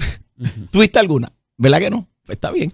Ahora, ¿qué pasa? Que la compañera María Lourdes Santiago dice que es que nosotros fuimos los que pedimos el indulto parcial a Oscar López mediante una carta a Ricardo, y empezó a defender a Ricardo Rosselló. Y yo dije, pero si usted fue la que marchó para que lo sacaran, fue usted. Eso quizá pudiera parecer inconsistente. Es que es inconsistente, no parece, es inconsistente, por el amor de Cristo. ¿Sabe? Mire, si usted va a venir a defender un punto, defiéndalo bien. Y si usted viene a hacer un argumento, hágalo bien también y defienda lo que tenga que defender. Pero no puede ser bueno para los comunistas y malo para los otros. No puede ser así. Pero pudiéramos equiparar el indulto por corrupción gubernamental al indulto por lo que parece ser terrorismo. En mi escala de valores... Indultos. Bueno, pues claro. Sí. Lo que pasa es que entonces... ¿Tu escala de valores? En mi escala de valores tú tienes a un tipo que es un terrorista, que no solamente tú tenía un señalamiento, tenía una cantidad de señalamientos, pero al final del día el delito es delito.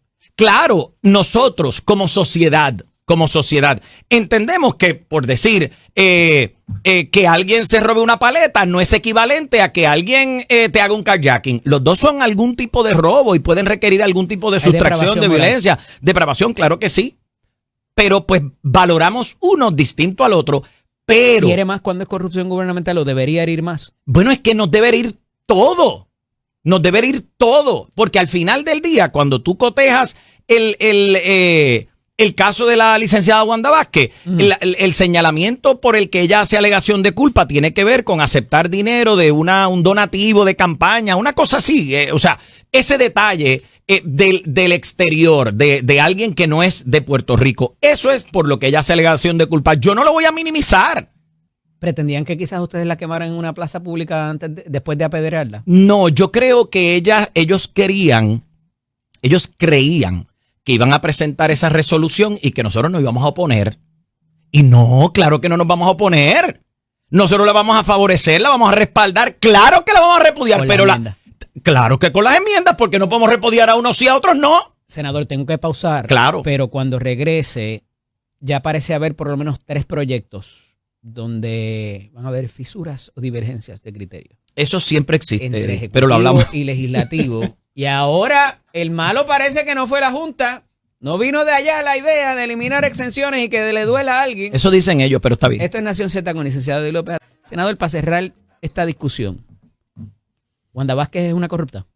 Wanda Vázquez hizo alegación de culpa. ¿Qué tú quieres que yo te diga? ¿Es corrupta? Hizo alegación de culpa. Ella misma hizo alegación de culpa. ¿Qué yo te puedo decir? Pero fue por aceptar un donativo. ¿Eso la hace una corrupta? Es un delito. Está estatuido. Al aceptar responsabilidad, se adjudicó el caso. Pues eso te toca a ti decidir si eso es corrupción o no. Pero vino el manto sagrado y limpió y expió todas sus culpas. Bueno, con el poder que tiene, yo no necesariamente estoy de acuerdo. Tú sabes que yo con Trump no comulgo mucho, pero si él entendió que ameritaba usar el poder constitucional que él tiene para perdonar a la licenciada Wanda Vázquez, pues lo hizo. Y un pequeño precedente que se llama INRE, Silva Iglesias. Claro, porque lo que pasa, Eddie, y tú estás trayendo un punto buenísimo. Su título. Bueno, Eddie, porque su licencia, no su título. Porque lo que pasa es que el proceso criminal federal que el presidente Trump en vías de la Constitución puede indultar no guarda relación con el análisis que hace el Tribunal Supremo sobre si el delito por el cual ella hizo alegación constituye depravación moral y le pueden desaforar. Son dos cosas aparte.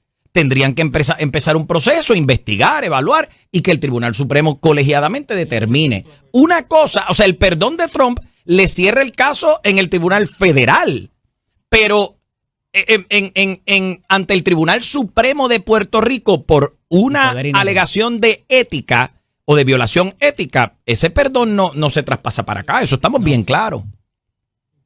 Y tampoco le podemos quitar las escoltas entonces.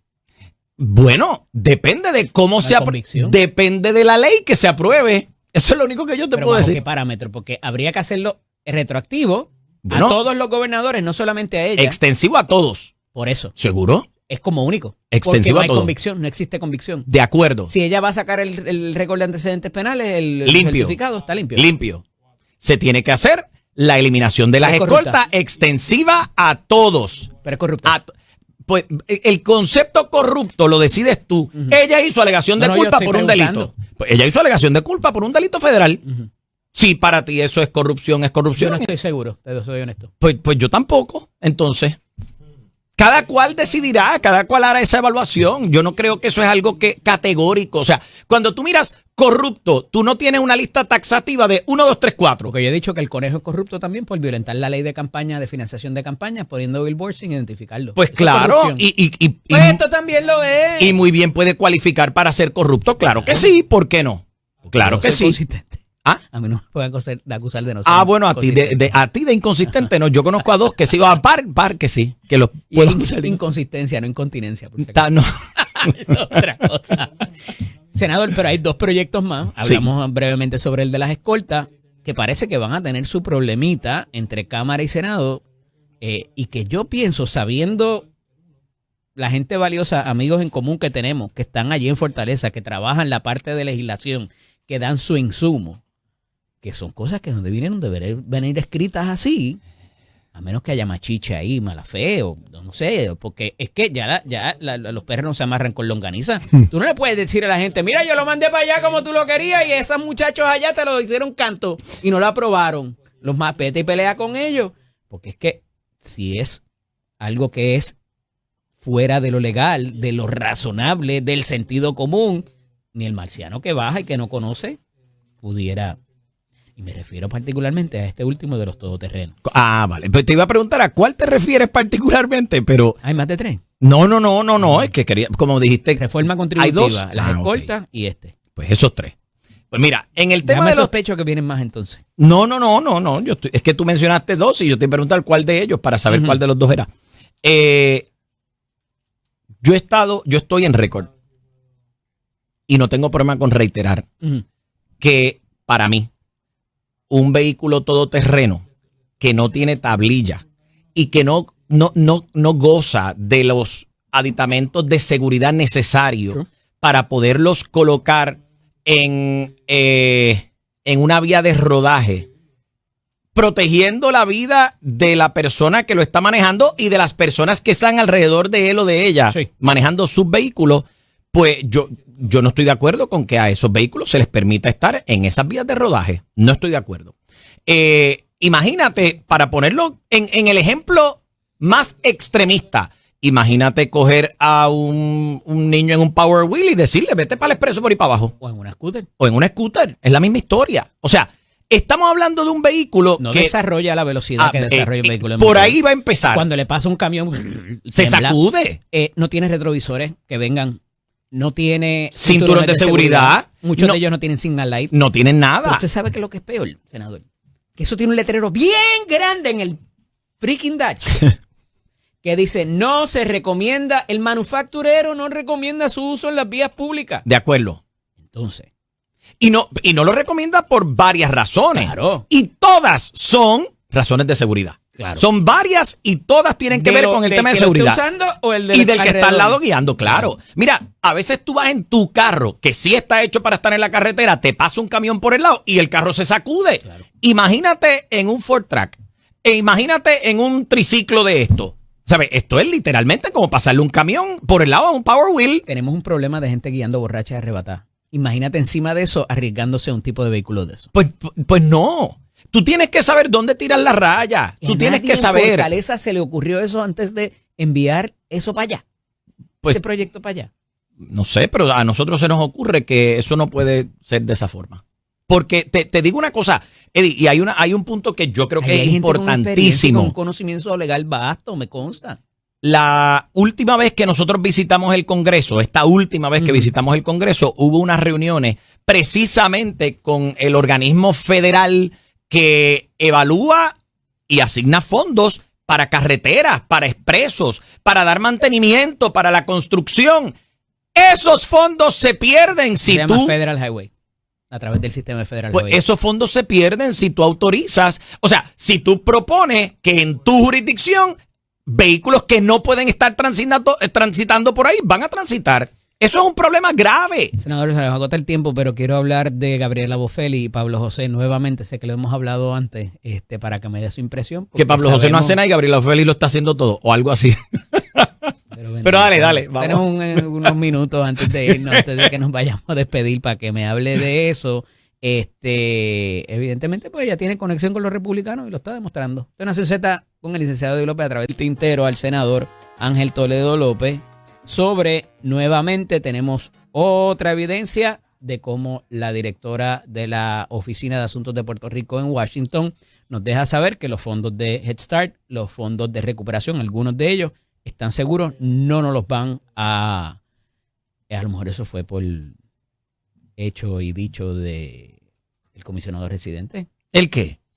El que no nos quitaran los fondos de recuperación y los de Head Start. ¿De Pablo Who? Uh-huh. Yo te voy a decir una cosa. Uh-huh.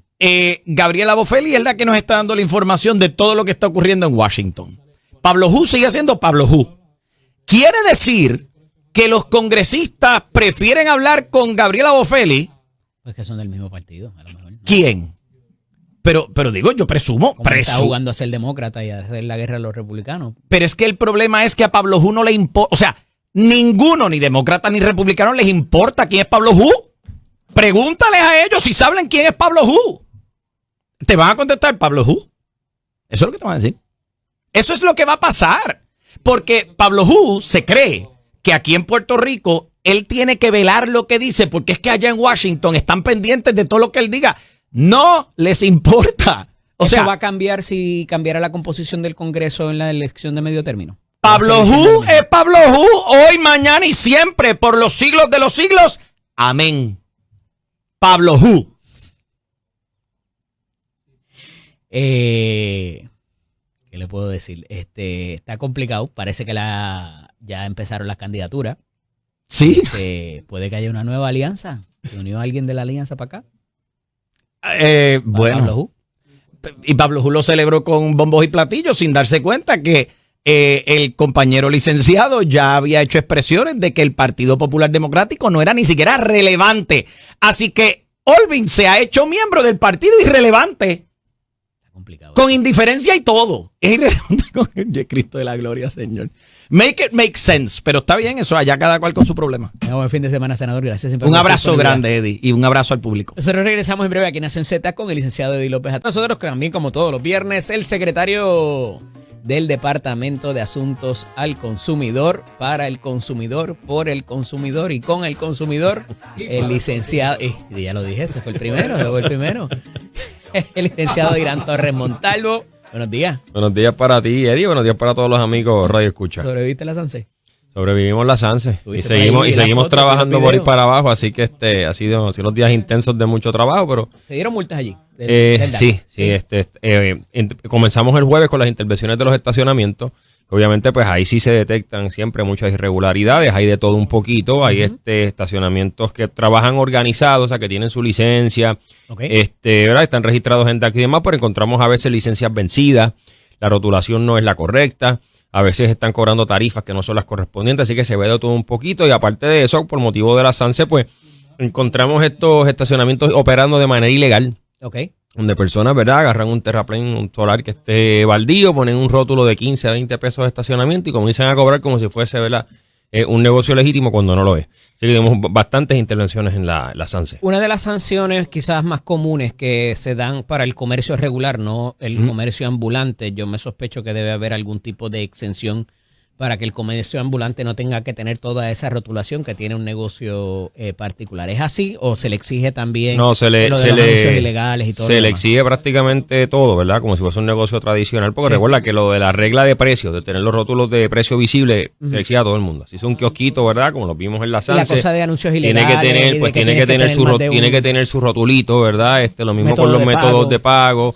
Yo he estado visitando este establecimiento recientemente y he visto, sin darle promoción a ninguno, establecimientos de estos pequeños de venta que en un solo rotulito, en un 8,5 por 11, papel carta, tienen la política de devolución, los métodos de pago, el anuncio de ¿verdad? Anunciando que la práctica contra anuncios engañosos de DACO y la multa de $10,000. Era todo en un solo documento, así que se puede hacer, ¿verdad? Es cuestión de ser creativo, ¿verdad? Pero si cabe en una sola hojita de papel, eso cabe en cualquier negocio, si es un carrito de hot dog o algo pequeño. Tienen que tenerlo. Tiene que tenerlo. Todo establecimiento tiene que tener una política de devolución, cancelación, ¿verdad? Hay algunos otros que van más allá, tienen su layaway y otros tipos de metodología de negocio. Anunciar los métodos de pago y el rótulo que exige DACO contra anuncios engañosos. ¿Ustedes tienen un tipo de jurisdicción como lo que nos enseñan en la Escuela de Derecho del negocio que está bastante regulado, ¿verdad? Enteramente regulado, para propósitos de entrar a un negocio y mirar los permisos y mirar toda esa certificación sin necesitar una orden, ¿correcto? Sí, correcto. DACO en ese sentido tiene unos poderes sumamente amplios bajo la ley 5 de 1973, que es la ley orgánica de DACO. También bajo la ley insular de suministro tiene unos poderes enormes, ¿verdad? Que llega hasta el punto de incautar artículos de primera necesidad en emergencia, como sería gasolina, supermercados. Son cosas que no se usan tradicionalmente, pero están, ¿verdad?, en la ley insular de suministro. ¿Está armado ese personal? Sí, nuestro personal de pesas y medidas están armados, nuestros inspectores no. Pero cuando nosotros organizamos los operativos o las intervenciones, por ejemplo, cuando estuvimos el jueves en las fiestas de la calle San Sebastián, fuimos acompañados, se coordinó y nos acompañó la policía de Puerto Rico y tiene que ser de esa manera por la seguridad de nuestro personal, ¿verdad? Para que todo fluya con normalidad, porque pues hay establecimientos... No para felicitarle ni cantarle cumpleaños. Correcto, hay establecimientos que están en centros comerciales, que, ¿verdad?, que son más fáciles de visitar y hacer la fiscalización, pero por ejemplo las fiestas de la calle San Sebastián, los estacionamientos están en lugares oscuros, cerca de los muelles, ¿verdad? Hay algunos que están operándolo con actividades delictivas y criminales allí cerca, así que hay que prepararse, ¿verdad?, para proteger también a nuestro personal del DACO. Claro. ¿Qué más ocurrió allí que pudiera, hubo una queja de momento, y por ahí es que quiero ir, Sí. de que los artículos estaban muy caros? Los bacalaitos, me imagino que por donde va. Alcapurria, ¿verdad? El pollo Sí. ese en 8 pesos. Ahí DACO, tú no le puedes decir a un comerciante a cuánto puede vender. Pues mira, Eddie, qué bueno que me traes esa pregunta porque es que se crean estas falsas nociones de que DACO tiene jurisdicción para establecer los precios de los comercios. O sea, eso no es real. Para estar bien claro, los únicos dos artículos, por llamarlos de una manera, donde existe algún tipo de estructura de control de precios es en el café y en la leche, ¿verdad? Ni siquiera en el huevo, recordaremos, ¿verdad?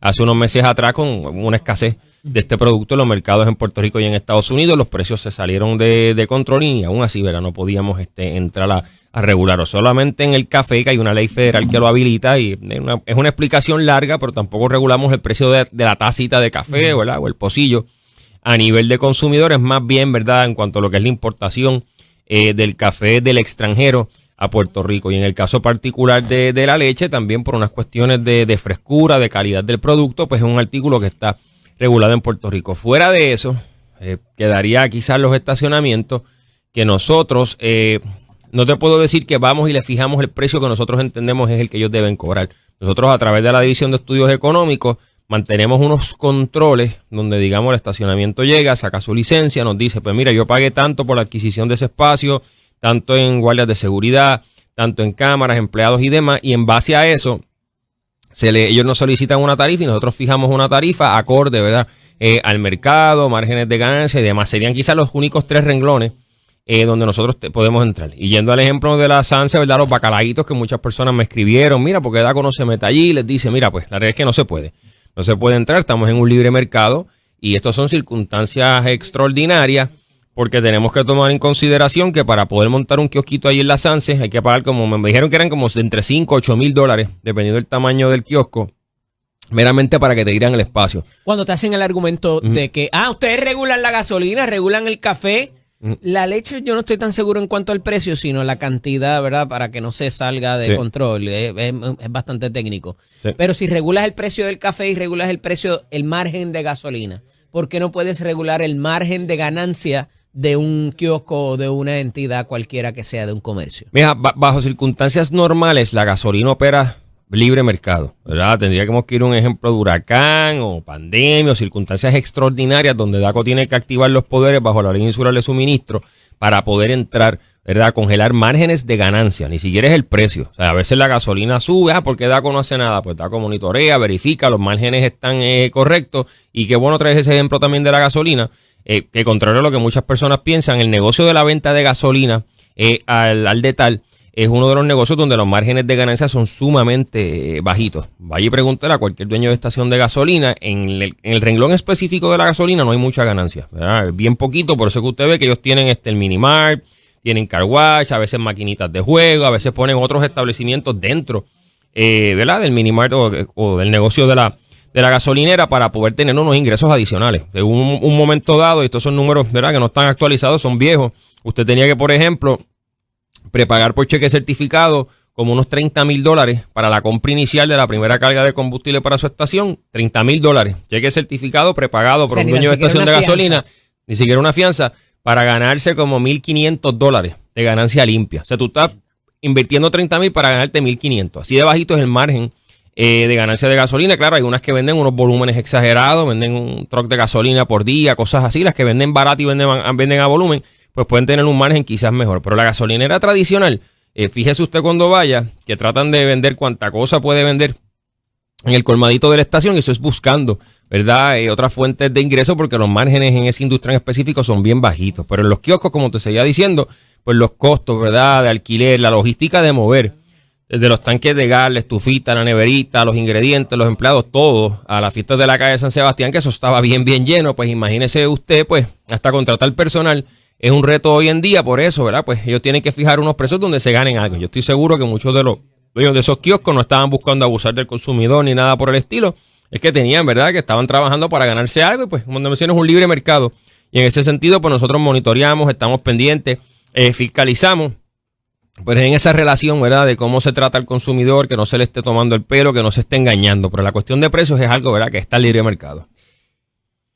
Varias cosas. En este asunto de la gasolina estaba teniendo una conversación en estos días con una persona y ahora hay muchas alternativas que puedes utilizar en la aplicación de diferentes marcas de gasolina, pero te obligan muchas veces a bajarte y no puedes ni tan siquiera utilizar las tarjetas en la bomba. Ustedes pudieran tener jurisdicción sobre eso porque la persona decía, es que ellos te obligan a bajarte para que tú compres algo allí y...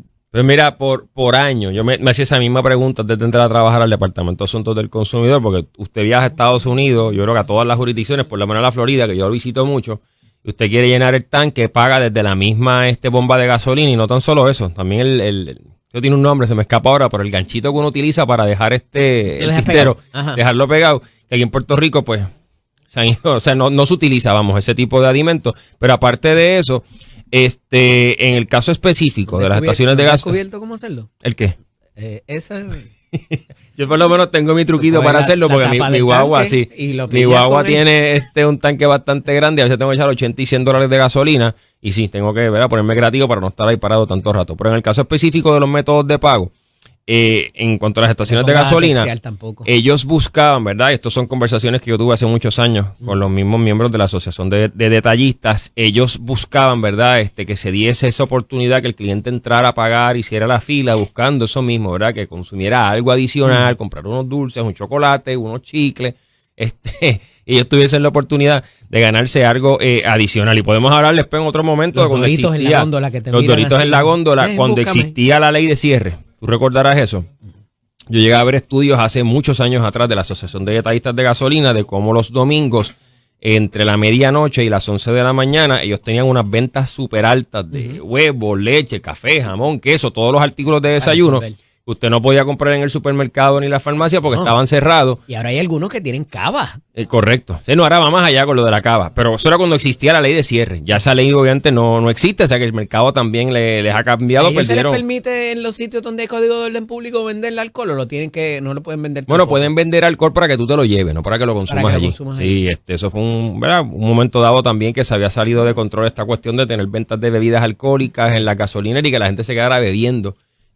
Allí mismo, por aquí hay una cerca bien, hay una bien famosa por aquí cerca, pero esa evolucionó, ¿verdad? Yo creo que básicamente las bombas de gasolina ahí están ornamentales porque está rodeada de restaurantes y otros establecimientos, así que por eso, y yo creo que eso va a la medula de lo que estábamos discutiendo con el margen de ganancia de la gasolina. Buscan otras fuentes de ingreso porque de gasolina nada más, ¿verdad? Pues es complicado poder subsistir para una pequeña empresa como sería la operación de una estación de gasolina. Interesante. No, interesante. Sí, y todo eso pudiera ser en favor del consumidor. Esa otra restricción, aquella de que no podías utilizar el celular mientras echabas gasolina porque te causaba un tipo de estática y se podía prender en fuego. ¿Eso lo regulan ustedes o quién tiene jurisdicción sobre eso? Pues mira, yo honestamente tendría que verificar ese detalle porque yo sí recuerdo cuando esa ley entró en vigor y venía de que en un momento dado pues estaba esta teoría de que había una estática que se creaba por la batería del celular y si se daban X circunstancias en específico pues podía ocasionar un incendio. Eso que yo tenga entendido no ha estado nunca bajo la jurisdicción del departamento. Obviamente nosotros tenemos unos poderes bien amplios con el tema de la rotulación. O sea que hay jurisdicciones que están en otras agencias de gobierno, pero aún así nosotros podemos ser una mano amiga en esta relación comercio-consumidor para que el consumidor esté informado de las cosas, ¿verdad?, que se le están brindando, se le están ofreciendo. Hablamos la semana pasada del War Room para el asunto de las placas solares. Ya está en función el War Room, ya está funcionando. ¿Cómo va ese box score? Pues mira, estamos en el proceso de atender todas esas querellas, de revisarlas primero que nada de manera individual. Teníamos unas 420 querellas allí en la agencia. De esas 420 tengo que buscarte el número específico de las que caían, que eran querellas en las que estaba involucrada Sunova, ¿verdad? Esta entidad que existió en un momento dado como financiera del mercado de placas. Porque en ese caso en específico, pues ahí, ¿verdad?, están paralizados los casos por motivos del proceso de quiebra. Aún así los estamos revisando, nos estamos comunicando con los comercios, ¿verdad?, con el comercio como tal que instaló y vendió las placas solares para ocultar la posibilidad de que hayan casos que se puedan solucionar bajo garantía, por mediación, aun cuando esté el asunto del stay. Hay otros un poco más complejos donde las personas después están pidiendo la devolución total de lo que pagaron por el sistema de placas por diversas razones, pues esos casos, pues al final del día tienen que verse en una vista. Así que estamos en ese proceso de irlos peinando y verificando de manera individual para que entonces se puedan atender y podamos entrar en la mediación, ¿verdad?, expedita, que es lo que yo busco a través de esta oficina de placas solares. Yo estuve una vez, ¿verdad? Y yo creo que esto fue hasta antes de estudiar Derecho. Tuve oportunidad de participar en las vistas acá en San Juan y había unos salones de vista. Había todo un tipo de procurador que existía como figura del DACO, había un juez administrativo. ¿Eso se sigue celebrando de esa misma manera? ¿Hay suficientes recursos para las vistas que sí se ven ante el departamento, secretario? Mira, la realidad es que nosotros tenemos que reforzar la plantilla de empleados, ¿verdad? DACO, vamos al año 2000, eran como 600 empleados, 2010 unos 300 y pico más o menos, ya estamos reducidos a 130. Somos 130 empleados a nivel de todas las regionales. DACO tiene 5 regionales. ¿Por qué te digo esto? Porque cada vez el número de querellas crece, es mayor, porque es más fácil, se ha hecho más sencillo radicar una querella ante el departamento, donde tú tienes que ir en persona, llevar los papeles, ahora lo puedes hacer desde la página de internet. Venimos próximamente con una nueva plataforma, eso lo haremos más adelante. O sea que se ha facilitado el proceso de erradicación de querellas, pero el personal para evaluarla, ¿verdad?, desde la preintervención hasta que se le asigne un juez, pues es mucho menor. Así que que pasan el sedazo, porque las que pasan el sedazo porque pues, sí se tienen que revisar, ¿verdad? Básicamente, cuando entremos a la plataforma nueva es algo que yo necesito poder mejorar, porque ese proceso inicial, cuando llega la querella, y yo uso mucho este ejemplo, ¿verdad?, cuando trato de explicar cómo son los procesos en DACO, ahí no llega un consumidor con una querella radicada en un pedacito de papel así, o una querella preparada en un pedacito de papel ahí como el que tú tienes para tomar notas, y se la coge, se la acepta. Nosotros no tenemos los formalismos del tribunal de que si la querella no está en un papel de X tamaño o en un formato en específico, no te la vamos a aceptar, te la aceptamos. Una vez te la aceptamos, tenemos que verificar, se le asigna un número. Pero tienes que tener supporting documents, tienes que tener recibo, tienes que tener contrato. Por eso se le asigna un número de reclamación, ¿verdad? Yeah. Luego pasa a manos de una radicadora que tiene que hacer un proceso de evaluación, digamos que es una querella de auto, una industria que tú conoces, pues tiene que estar desde los jobs, la licencia del vehículo, los documentos del préstamo, la orden de compra si es un vehículo nuevo, la información de la aseguradora, la información del banco, ¿verdad? Y eso pasa por donde una vez se recibe la queja, se le da número. Pues se le asigna a una radicadora, la radicadora hace esta preintervención para determinar si... La radicadora es la persona que va a convertir esa reclamación en una querella formal. Todavía no se ha convertido en querella. Okay. Ese es el detalle importante. Okay. Y en ese pre-screening, ¿en qué momento alguien te llama y te dice, yo voy a ser el fiscal de tu caso, por decirlo? Obviamente no se llama así. Pues vamos por parte. Pues una vez se hace ese pre-screening y se determina que la querella cumple con todos los requisitos, si no cumpliese hay que llamar por teléfono al consumidor, decirle, mira, no está la dirección, no está esta información, pruébela. A veces no contesta la llamada y hay que dejarla a un lado y volverlo a llamar de nuevo. Todas esas cosas ocurren y atrasan el proceso. Una vez completamos el expediente completo, pues se le asigna un número de querella y entonces pasa a la atención de un juez administrativo o un mediador, dependiendo de la naturaleza del caso. Toda esa evaluación se hace. Si es un caso que digamos, pues unos gabinetes, y hay una puerta que está rota, una puertita o algo que se puede reparar, pues se trata de llevar a mediación para que lleguen a un acuerdo, el comercio lo pague o lleguen a un entendido y se resuelve el asunto.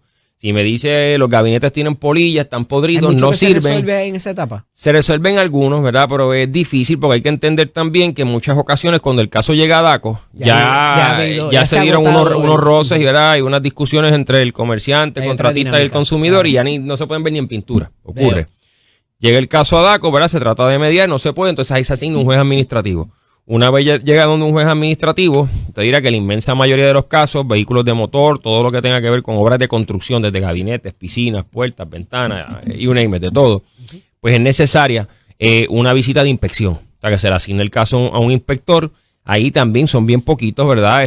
Básicamente contamos con un recurso para construcción y otro para vehículos de motor, para cada región.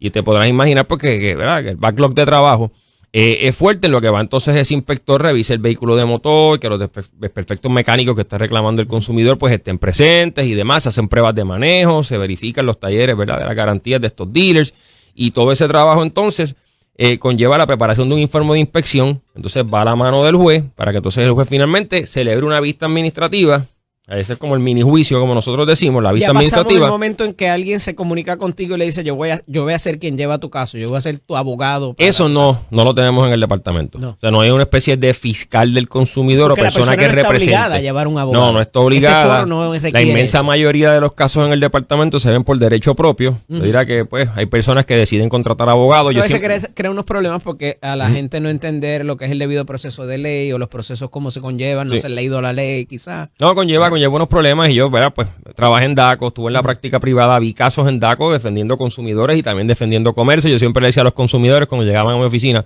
a pedirme asesoría, primero que nada, ¿cuál es la cuantía de su caso, verdad? Porque si es un teléfono, una computadora o un televisor, algo que quizás no llega a $1,000, pues mira, trátelo por derecho propio porque quizás el abogado le va a costar más de lo que le cuesta el artículo. Pero si estamos hablando de un vehículo de motor nuevo de 30, 40, 50 mil dólares, un caso de una piscina que pues, puede costarte 50 hasta 100 mil dólares, una construcción de una terraza de una piscina en Puerto Rico, vale la pena que usted invierta en un abogado, invierta en un perito, que esos son, ¿verdad?, los recursos que probablemente le garanticen que usted tenga la mayor oportunidad de poder prevalecer. La ley de DACO es del 72, 73 por allá. 73, ley 5 del 73. De agosto de 73. En menos lo recuerdo, pero es la 5 del 73. Creo que sí, agosto, 5 de agosto o algo así eso por ahí. fue Federico Hernández Denton, ¿verdad? Que fue el primer secretario. El primer secretario de DACO, eso es correcto. Antes de eso se voy a llamaba eso? ACERCO, ahora tenía unas funciones y, ¿verdad? y una estructura Pero era más o completamente menos lo distinta. Era bastante diferente. Es bajo el gobierno de Rafael Hernández Colón. Todo esto es derecho administrativo derecho puro, administrativo basado en puro. la ley de procedimiento administrativo y en varias instancias de la ley dice y repite la misma palabra, que sea un proceso ágil y que sea expedito, o expedito, dependiendo de cómo usted lo quiera decir. No obstante, pasa igual que en los tribunales, que se cancela la vista y te la dan para 2 meses. Eso pasa allí también. Ocurre, ¿verdad? Va a variar por la naturaleza del caso, la cantidad de las partes envueltas. Yo el ejemplo más sencillo la complejidad que te puedo hablar es el tema de condominios, ¿verdad? Que es un tema que le toma mucho tiempo a los jueces administrativos del DACO. Quiero hablar de eso la semana pasada, no quiero entrar tanto en condominio porque hablamos de lo de las placas solares y ese tema lo tengo para más adelante. Lo tengo para más adelante. Es bastante complejo y puede venir en diferentes vertientes desde los parking. Es complejo, pero hasta 20 cosas. De todo, pero sin entrar en las materias específicas, uno de los issues más problemáticos con el tema de condominio es la cantidad de partes ahí hay en un caso. Porque tú te tomas una junta de un condominio, puede tener 10 miembros y a lo mejor del otro lado hay 5 o 6 titulares, ya tienes ahí fácil 16, 17 personas, 17 sin entrar en materia, te estoy diciendo las partes, puedes tener 16 personas sentadas para ver una vista. Ya. Las vistas son administrativas, o sea que son informales, Alguien que se es enfermó, una mesita de conference para decir esta donde estamos aquí sentados hoy. Lo mismo que te decía ahorita, a veces ya estas personas han tenido situaciones con anterioridad, ¿verdad? Hay roces y riñas entre ellos, las actitudes a veces no son las mejores. En DACO no hay alguacil, no hay un guardia en las vistas, no hay una secretaria. Es básicamente el juez con el expediente, ¿verdad? Y el sistema de grabación para ver la vista. A veces hasta mantener el orden con esa cantidad de partes se vuelve, ¿verdad?, inmanejable. Y eso sin hablar de la cantidad de emociones de parte y parte que a veces se radican.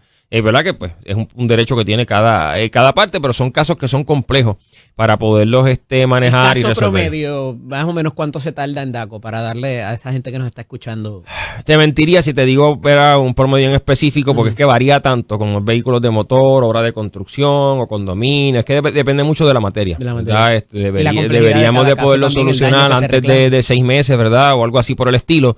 Mucho menos según ¿verdad? Exige la propia ley del EPAU, pero sí se complica. A veces hay que hacer una inspección, a veces, si digamos que es un caso de un techero, ¿verdad?, que hizo un servicio de sellado de techo, pues como mismo ocurre, cuando se hace ese sellado, pues hay que esperar que haya sol, ¿verdad?, para verlo en las condiciones que está el techo. Luego hay que ver cuando llueve para ver si filtra o no. Yo he estado presente, por ejemplo, en vistas donde en casos de techero, que hemos tenido que recurrir a tapar los desagües del techo con paños, ¿verdad?, para entonces llenar el techo de agua con una manguera, para entonces ver si filtra o no filtra. Obviamente, pues eso te puede tomar de un día para otro, ¿verdad? Yeah. Tú pones la manguera, el agua, lo dejas así, tienes que regresar el día después para hacer una reinspección. Todas estas cosas ocurren. Esos son recursos del departamento que obviamente tienes que desplazarlos. Sí, que tienes que desplazarlo y sacarlo, ¿verdad? No todos los casos son en San Juan. Todos los casos hay casos en todo Puerto Rico. O sea, vehículos de motor, a veces el carro está dañado, está en la casa del consumidor, no se puede sacar de allí, no se puede mover, o está en el taller, o está en el dealer. todos estos detalles, ¿verdad? Pues complican el proceso de resolución. Yo estoy trabajando en varias propuestas e ideas innovadoras que se quejaban de para que agilizarlo. El DACO consumía, ¿cuánto? 4 o 6 millones de pesos al año. 16, casi 17 millones de dólares. DACO es un tribunal. Yo creo que a veces la gente, eso es lo que falla en entender, porque están acostumbrados a vernos a los secretarios en los operativos con los pavos, viernes negros, pesando, ¿verdad? En las pescaderías o visitando estacionamientos, y se creen que DACO es exclusivamente una agencia de fiscalización. Y pues DACO sí fiscaliza, estamos en la calle, pero DACO en su esencia... De eso hay todo un proceso. Por eso, pero DACO en su esencia es un tribunal. Claro. Usted visita Minilla, mi oficina de secretario está en el piso 8, en el piso 7 está la regional, que es un tribunal. Está lleno de jueces, viendo vistas administrativas, allí llegan todas las partes, es un tribunal en su esencia. Todo lo que nosotros hacemos de ejercicio de fiscalización es hacer cumplir la ley, expedimos multas, también expedimos licencias. DACO tiene, ¿verdad?, injerencia sobre los realtors, los desarrolladores, los constructores, registro de contratistas, los estacionamientos, todo eso son licencias que otorga el departamento. Así que todo esto corre, ¿verdad?, bajo la misma sombrilla del DACO, como usted dice, pues son 17 millones de dólares, pero si estos 17 millones te operan, te regulan todas estas industrias, y escúchate esto, Eddie, todo este andamiaje produce entre 10 a 12 millones de dólares al año en resoluciones a favor del consumidor. El consumidor es que reciben su pago, ¿verdad?, o su compensación, suma una totalidad de 10 a 12 millones por año. Las multas que ustedes imponen, ¿cuántas de ellas se paga? ¿Y qué hacen ustedes para asegurarse que se pague? Porque una cosa es dar la multa y otra que... Hay todo un proceso que nosotros tenemos en el departamento con unos recursos que son unos abogados conocidos como los abogados del interés público. A tu pregunta ahorita, vienen siendo como una especie de fiscales, pero es un fiscal del consumidor en términos generales, no para un caso individual, que se encarga que se le dé cumplimiento y que esas multas se paguen.